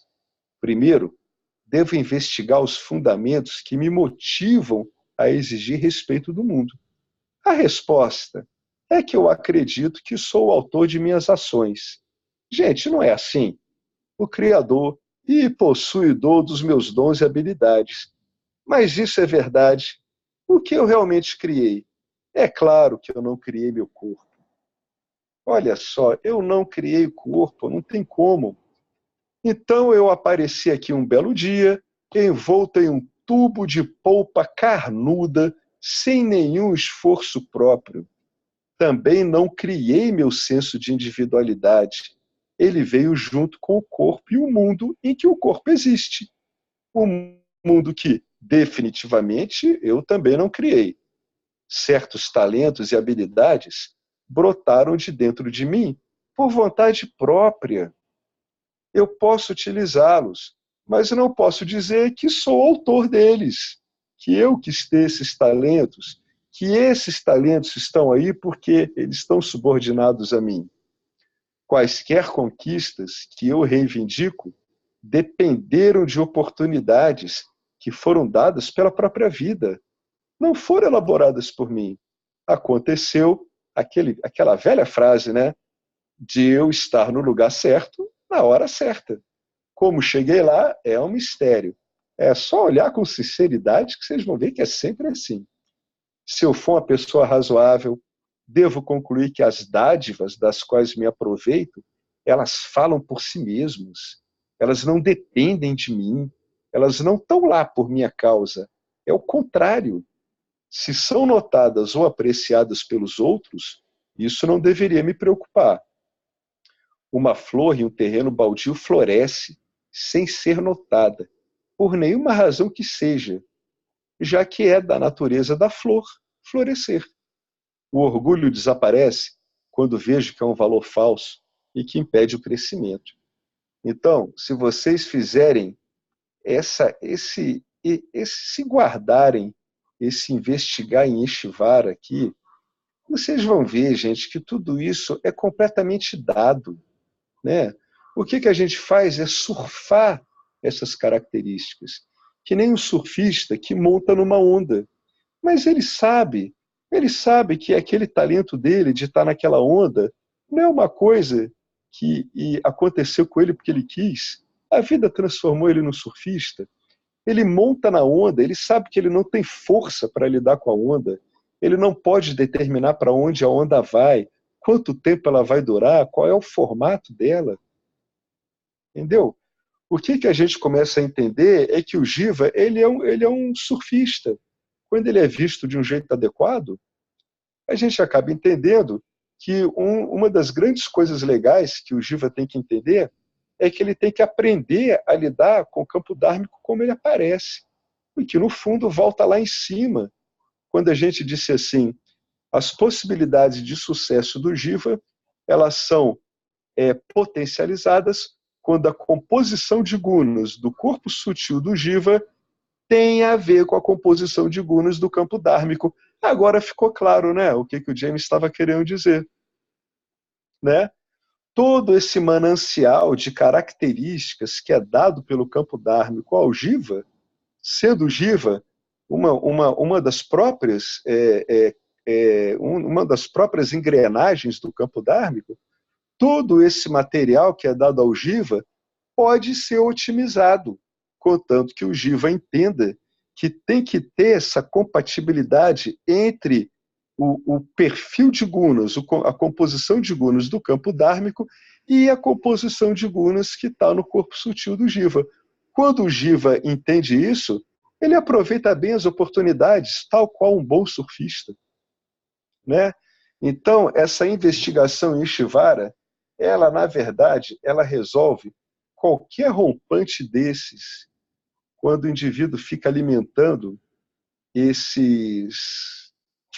esses valores adármicos, né, que ele ficou cultivando, porque ele ficou dando corda em gunas tamásicas e rajásicas de modo inapropriado. Quando ele investiga adequadamente em Shivara, ele imediatamente coloca o Jiva na posição adequada, que não é uma posição central, tá? Em relação ao campo dármico, é uma posição periférica. A diferença fundamental é o seguinte: quando você vai investigando, o que é relevante para você é o campo dármico. O Jiva, ele é visto por você mesmo como mais uma engrenagem nesse campo dármico, tá? Ele é uma engrenagem, assim como é outros jivas, assim como é o tempo, assim como são as condições de interação entre os jivas. É como se o jiva saísse do ponto central e fosse para a periferia. Ele tivesse tanta importância quanto qualquer fator. E qual é a coisa mais importante para você no campo dármico? É o próprio aspecto do campo dármico, como ele se caracteriza. Quem é que leva muito isso em conta na hora de agir? O Karma Yogi. Vocês já viram como o Karma Yogi está interessado no campo dármico? Como o campo dármico se apresenta naquele momento? É só nisso que ele está interessado. Ele já entendeu que ele, como Jiva, é mais um aspecto, ele é mais um corpinho, né, naquele âmbito. Né? Vamos imaginar o campo dármico como se fosse um ambiente celestial de astros, estrelas, meteoritos. Né? Para o Karma Yogi, o relevante ali é como aquilo está se configurando para ele. E se a composição relativa de gunas dele está sabendo lidar com aquela situação, o personagem central do Karma Yoga e do investigador passa a ser o campo dármico, não é mais ele. Ele acabou, através da investigação, ele conseguiu se dimensionar de um modo adequado para que a vida corra de um modo dármico. Esse que é o X da questão. Aí vocês pegam qualquer escritura religiosa e vocês vão entender o que os caras estão querendo dizer. Que tudo é Deus, o que é relevante é Deus. É isso que eles estão querendo dizer. O bacana do Vedanta é que ele demonstra isso. Qual é a relevância disso aqui? É Deus, gente. É óbvio. O que é relevante em Deus? Deus. Ah, e eu? Você também é Deus, só que você é uma expressão pequenina. Você é mais uma engrenagenzinha. É mais uma modulação de Deus.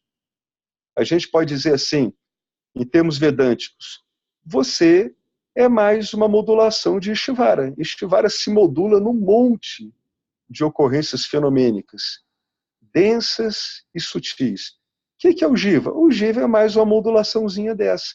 Tem a árvore, tem o passarinho, tem o Jiva Marcelo, tem o Jiva Alex, tem o Jiva Arlindo, tem o céu, tem as nuvens, tem a situação econômica, tem a situação histórica, tem os problemas penais, tem as alegrias, tem uma criança mamando no peito da mãe, tem um casal sendo infiel. Tudo isso é o campo dármico. Tudo isso é o campo dármico.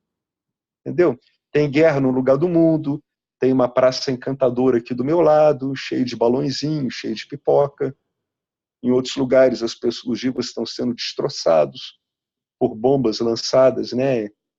E por aí vai. O que é o relevante, então, para a gente? É o campo dármico. É o campo dármico e com relação ao jiva. O que é relevante? É a composição relativa de gunas do jiva.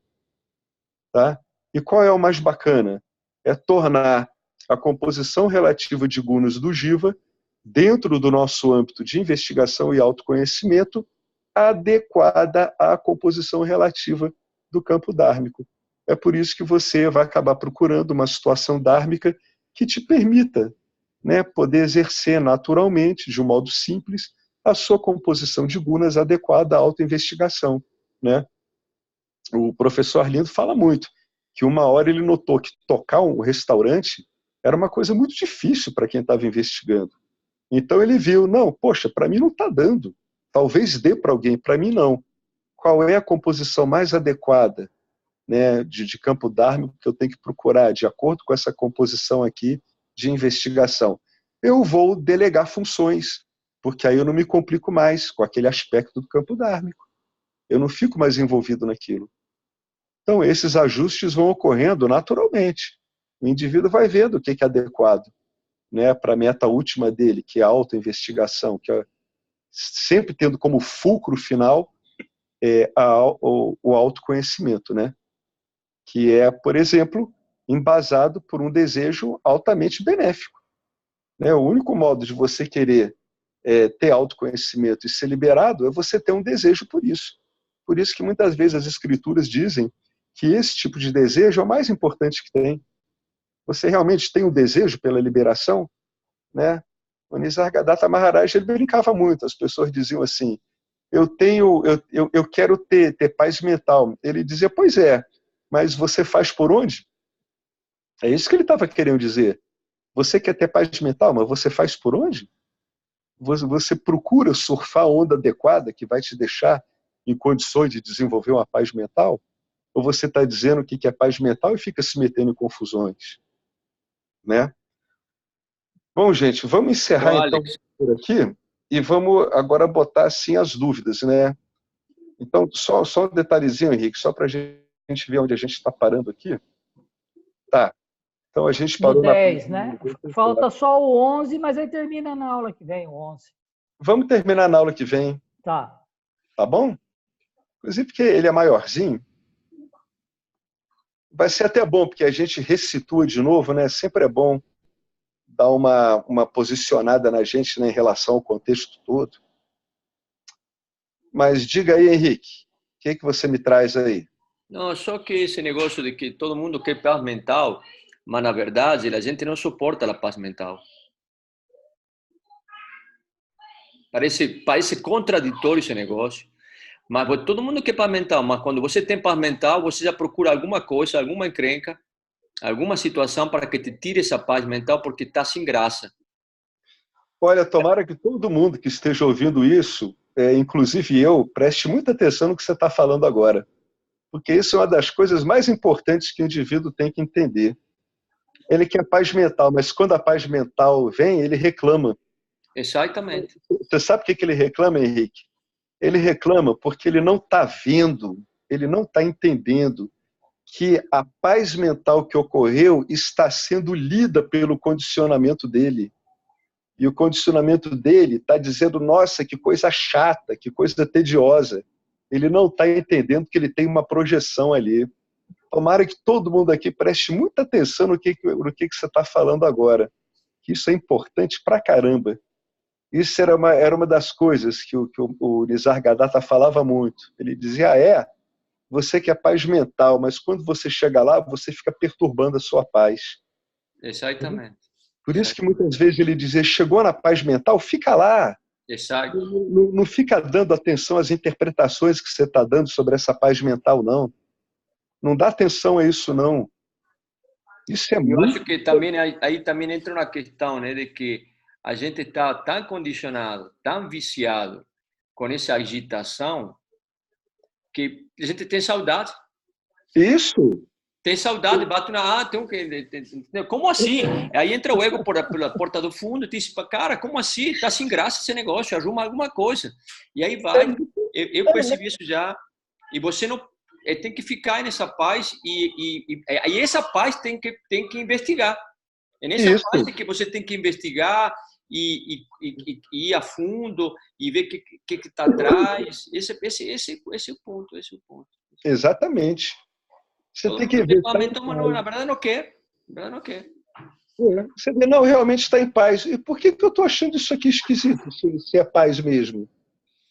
Né? O que está acontecendo? O que eu estou tentando jogar em cima dessa paz? Né? Isso que você colocou é importante pra caramba. Muitas pessoas perdem o ponto da investigação por causa disso. Porque ela já começa a inventar um monte de história. Ela diz assim: não, junto com essa paz, eu ouvi de um cara, eu li no livro, que vem uma grande beatitude, vem um grande êxtase. Calma, figura, calma, vai devagar. Né? O indivíduo está querendo uma experiência, cara. Ele está querendo um grande regozijo. Vamos devagar, vamos cultivar a paz. Né? Paz é algo que se cultiva. Isso é importante pra caramba o que você colocou agora. E é super importante, porque eu vou falar de novo aqui. Muitos perdem o ponto da investigação porque passam por esse estranhamento. É como se não conseguissem entender. Ué, mas então a mente já não está mais agarrando coisa? Nossa, que coisa esquisita. É assim mesmo. Aí perde o ponto. Entendeu? Perde o ponto. Aí vem dizer, eu me perdi. Se perdeu mesmo, né? Que estava ótimo. Aí começou a botar um monte de coisa que não foi investigado, não foi objetivado. Esse ponto é fundamental. É a busca pelo extraordinário, né? Porque se está ordinário, está tudo simples, aí não pode ser. Exatamente, Marcelo. Tem que ser extraordinário. É como se a pessoa tivesse tão viciada nesses movimentos pendulares de rajas e tamas que ela não conseguisse ver que ela pode ter uma situação muitíssimo mais interessante sem esse jogo de gangorra, entende? Mas ela não dá nem tempo disso se fixar, né? Eu tenho visto isso, aconteceu comigo várias vezes, vejo ocorrer com outras pessoas. É uma armadilha super comum, ela é muito perigosa, ela exige muita calma nessa hora. Muitos perdem o ponto por causa disso, de tanto vício que tem em movimento de gangorra. Aí não consegue entender que é possível viver de outro jeito. O cara, coitado, cara, chega a dar pena. Né? É uma coisa tão delicada, né? Um corpo sutil ficar estável é algo tão delicado, né? Você consegue objetivar as coisas, você vê o funcionamento dele direitinho, ele está bem posicionado, aí o que você quer? Dali a pouco você vai e cutuca de novo tudo, né? Aí tumultua tudo de novo. E não consegue o que quer, né? Consegue apenas a repetição desse monte de movimentos repletos de vícios. Né? Aí fica vinculado de novo. Aí, mas eu estava tão bem. Aí quando o cara perde, ele vê que ele estava bem. Eu estava tão bem, agora me embolei de novo. Estou completamente vinculado de novo. Como é que eu faço? Insanidade, né? Hã? Eu vejo, eu também passei por isso e até é insano. É insano. A palavra é essa, é insano. Você se vê como um insano. Exatamente, é uma loucura. Você procura, chega lá e sai de lá e procura de novo, parece insano, insano. É insanidade, é uma completa insanidade. O Marcelo, o Alex, o Ronaldo, tudo bom? Oi, Ronaldo, tudo bom? Tudo certinho. Eu passei e passo ainda por essa situação, né? A Ishwara me colocou numa situação, digamos assim, bem tranquila, onde realmente eu tenho passado os dias bem tranquilo, bem calmo. O que eu tenho sentido aqui, que esse medo de você ficar na paz, na tranquilidade, né? É o medo de perder o controle.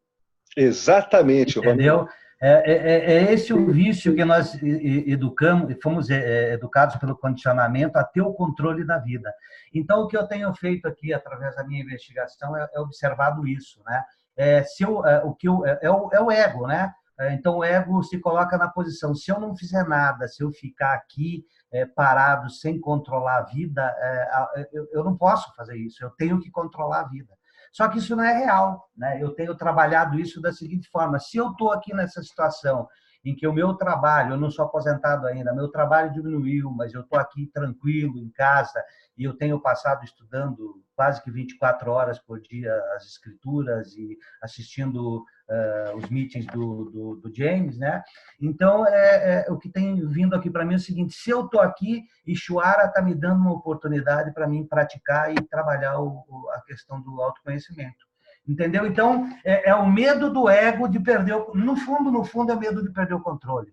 Com certeza, perfeito. Foi no alto. Que é o principal objetivo do ego na vida, é isso, né? Ou seja, eu tenho que ser o fazedor, eu não posso ficar numa posição de não ser o fazedor, o controlador da vida. Né? Mas para mim está sendo muito bom, que eu estou contemplando bastante isso. Tá sendo difícil, porque está vindo muita coisa, né? Como você falou, muita coisa veio à tona, mas aqui já está um processo automático. Quando surge o pensamento, surge a vassana, ela já está sendo objetivada quase que instantaneamente. Mas eu estou passando por esse processo, mas eu estou mantendo a calma e estou contemplando a situação. Mas no fundo é a perda do controle mesmo, acho eu. Exatamente, Ronaldo, é bola no ângulo isso, cara. Isso é gol na gavetinha, perfeito. Esse estranhamento com a paz é o arrancara, né? É o ego lá dizendo, não, mas tem que controlar, e se eu perder isso? Entendeu? É isso mesmo, é tudo tentativa de controle. Essa é uma vassana altamente vinculativa, que tem que ser Muito, trabalhada. Essa é uma muito. das principais que caracteriza o ego. Sim, muito. E, Ela, e, em geral, ela está por trás de praticamente todas as outras vassanas. e aí vem aquela, né? Se eu quero ter o controle, eu estou reafirmando. Se eu começar a lutar com isso, eu estou reafirmando a minha separação em relação ao todo. Sim, perfeito. Uma coisa chama a outra. Exatamente, uma coisa puxa a outra. Quando a gente repara bem, a gente nota que a hora que uma vassana dessa ela é incentivada, imediatamente agregam outras. Vocês reparam que é assim? Isso. Imediatamente vão agregando outras, uma puxa a outra. Né? É isso mesmo. O Alex, Perfeito. não sei se você vai concordar comigo, mas a sensação que é papo da gente é que a gente está em areia movediça, né? Quando você mais se mexe, mais afunda. Se mexer muito já era. Entendeu? É isso aí. Mais se mexe, mais se afunda, porque tem vassana por todo quanto é lado. Vassana atrás de vassana, né? Condicionamento atrás de condicionamentos, e aí vai, né? É isso aí. O principal entendimento com relação a isso é você colocar a aplicação do conhecimento em prática e ver que você não é um fazedor. Porque, como você falou, né, qual é a coisa da areia movediça? É que quanto mais a gente se mexe, mais a gente se afunda. Agora, se você entende que você não é o fazedor, então a sua opção por movimentos, em geral a gente faz opções por movimentos para causar experiências, né? Então, a sua opção por movimento deixa de ser interessante. E a sua opção por conhecer e entender é que realmente fica preponderante. É por isso que é tão diferente um homem de conhecimento de um sansari, de um homem do mundo mundano. Porque o homem do mundo mundano, ele está necessariamente buscando experiências. E um homem de conhecimento, ele objetiva, antes de tudo, entendimento. Então, ele abre mão desse movimento, né? É por isso que, levado em casos extremos, você tem a opção do sannyasi, né? Que é um cara que se abstém da ação mesmo, né? Ele parou de se mexer na areia movediça. A gente não precisa ser um sannyasi, mas a inspiração e o contexto e as metáforas que eles permitem a gente usar a nosso favor são muito valiosas. Então, agora, se você olhar bem, Henrique, sempre foi assim. Né? No movimento diário, né? Como um sansari, um indivíduo mundano, etc., ele está sempre num campo de areia movediça mesmo. Quanto mais ele se mexe na ação, mais ele se afunda na ação. O que está ficando claro para a gente agora, depois de um tempo investigando, estudando, é como essa coisa funciona. É como você falou, caramba, vacina para tudo que é lado. Sempre foi assim. Sempre foi. Sansara é isso, cara. É um mar, né, de vasanas. A realidade ela é vista no Sansara como um indivíduo pulando de um vasana a outro o tempo todo. Sempre foi assim, só que agora a visão vai ficando clara. Aí o indivíduo vê, caramba, então sempre foi isso o tempo todo. Isso é Sansara. É a gente ficar pulando de uma vasana para outra. Aí você olha você, vê as pessoas do seu convívio, vê que elas estão fazendo isso o tempo todo também. Né? O que está acontecendo com o pessoal agora é que as pessoas estão começando a ver o quadro. O quadro está ficando claro. O ensinamento está dando resultado, que ele tá dando a visão do quadro. Ele está mostrando o que é o Sansara. Entendeu? Olha, o Sansara é isso. Isso é Sansara. É como você falou, é esse monte de vassana para tudo que é lado, e o corpo sutil pegando uma, pegando duas, pegando três, mudando para outra, vai para outro conjunto, volta, retrocede, repete, esquece uma, volta para outra. É assim. E outra coisa, Alex, Sansara não está no mundo. Sansara está dentro do corpo sutil do Jiva, né? Exatamente, perfeito, é isso mesmo. O Sansara é esse movimento inexorável, inobservado do corpo sutil se agarrando nas vasanas. É isso que é Sansara. Esse é o Sansara. O Sansara está no corpo sutil dos Jivas. Não dá para dizer, o mundo é Sansara. Não, não tem nada a ver. Sansara é um modo de lidar com o campo dármico, né? É um modo de lidar. O indivíduo fica se agarrando em vasanas. Exatamente o que você colocou, é isso mesmo. Aonde está o Sansara? Está no corpo sutil dos Jivas. É aí que está o Sansara. O mundo é neutro, né? O campo da ação é neutro. Exatamente. O valor do campo da ação é neutro. O mundo em si, o campo dármico em si, ele não tem atributos, né? Não tem atributos em si, por si só. Tanto é que só tem o karma para o jiva humano, né? Exatamente. Por causa que ele tem o livre-arbítrio. Exatamente. Animais, plantas, não tem. Não tem karma para eles. Nem as rochas. Nem as rochas. Os rochas têm, as rochas não. Exatamente. Os rochas têm, as rochas não. É isso mesmo. É isso mesmo. Sansara está dentro do corpo sutil de cada jiva. Exatamente. E só no corpo sutil de cada jiva é que aparece, né, o trabalho kármico. É só aí. Só que o poder de projeção é uma coisa tão absurda que o indivíduo acaba achando, ele diz, não, mas o mundo é assim. Não, meu querido, o mundo não é assim. É o seu sistema de conhecimento, é o seu sistema de experiência, que é o corpo sutil, que está calibrado para funcionar segundo esse aplicativo, o aplicativo sansárico kármico. É esse aplicativo que a gente está olhando através de outro, que é o sistema operacional do Vedanta. A gente está usando um baita de um sistema operacional para evidenciar como é que a gente está usando esse aplicativo sansárico. No fundo, o Vedanta trabalha aí, né? Vai trabalhar no seu corpo sutil. Exatamente onde está o Sansara, como o Ronaldo falou. Beleza, gente? Está sendo legal. Vocês querem colocar mais alguma questão aqui? Tá começando a dar uma síntese, como eu gosto de falar, né? A gente começa a ter uma síntese, assim. O corpo sutil começa a se transformar num instrumento de conhecimento mesmo, para valer. Ele começa a fazer sínteses. Então é isso, sim, é isso mesmo.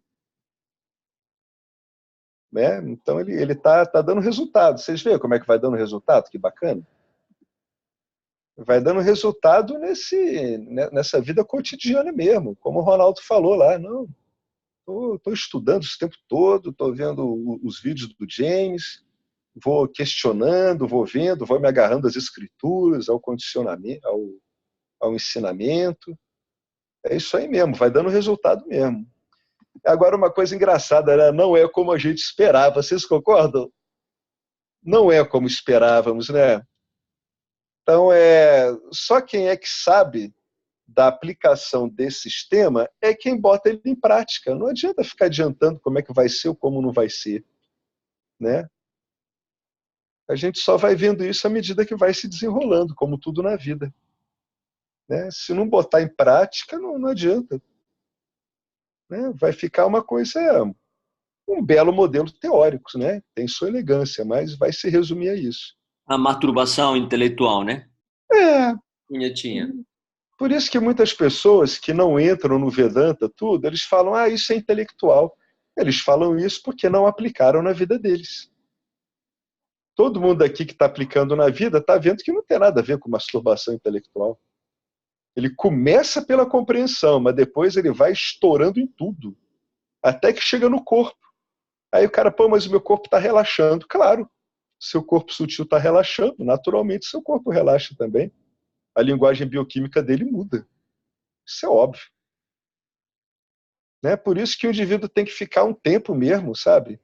Ouvindo, ele reflete, ele vê como é que se investiga, Aí ele aplica na vida dele, essa vidinha mesmo, essa que ele acorda, que vai tomar banho, vai para o banheiro, vai cumprimentar as pessoas, vai resolver o problema.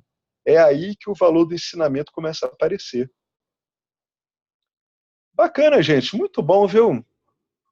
Muito bom ver aí que a gente estamos levando um choque de realidade extremamente produtivo.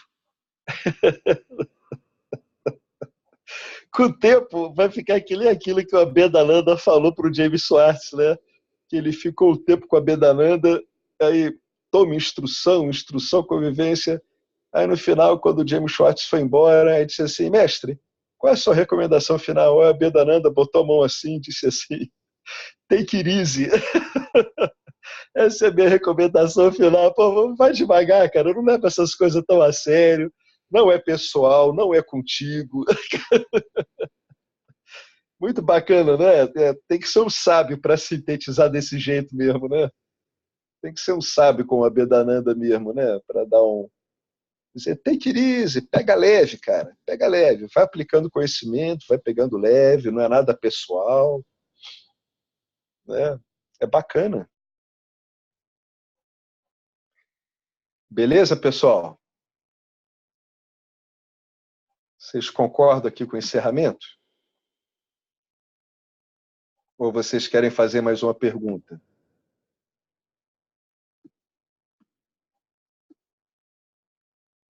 Né? Então vamos lá, vou encerrar, tá?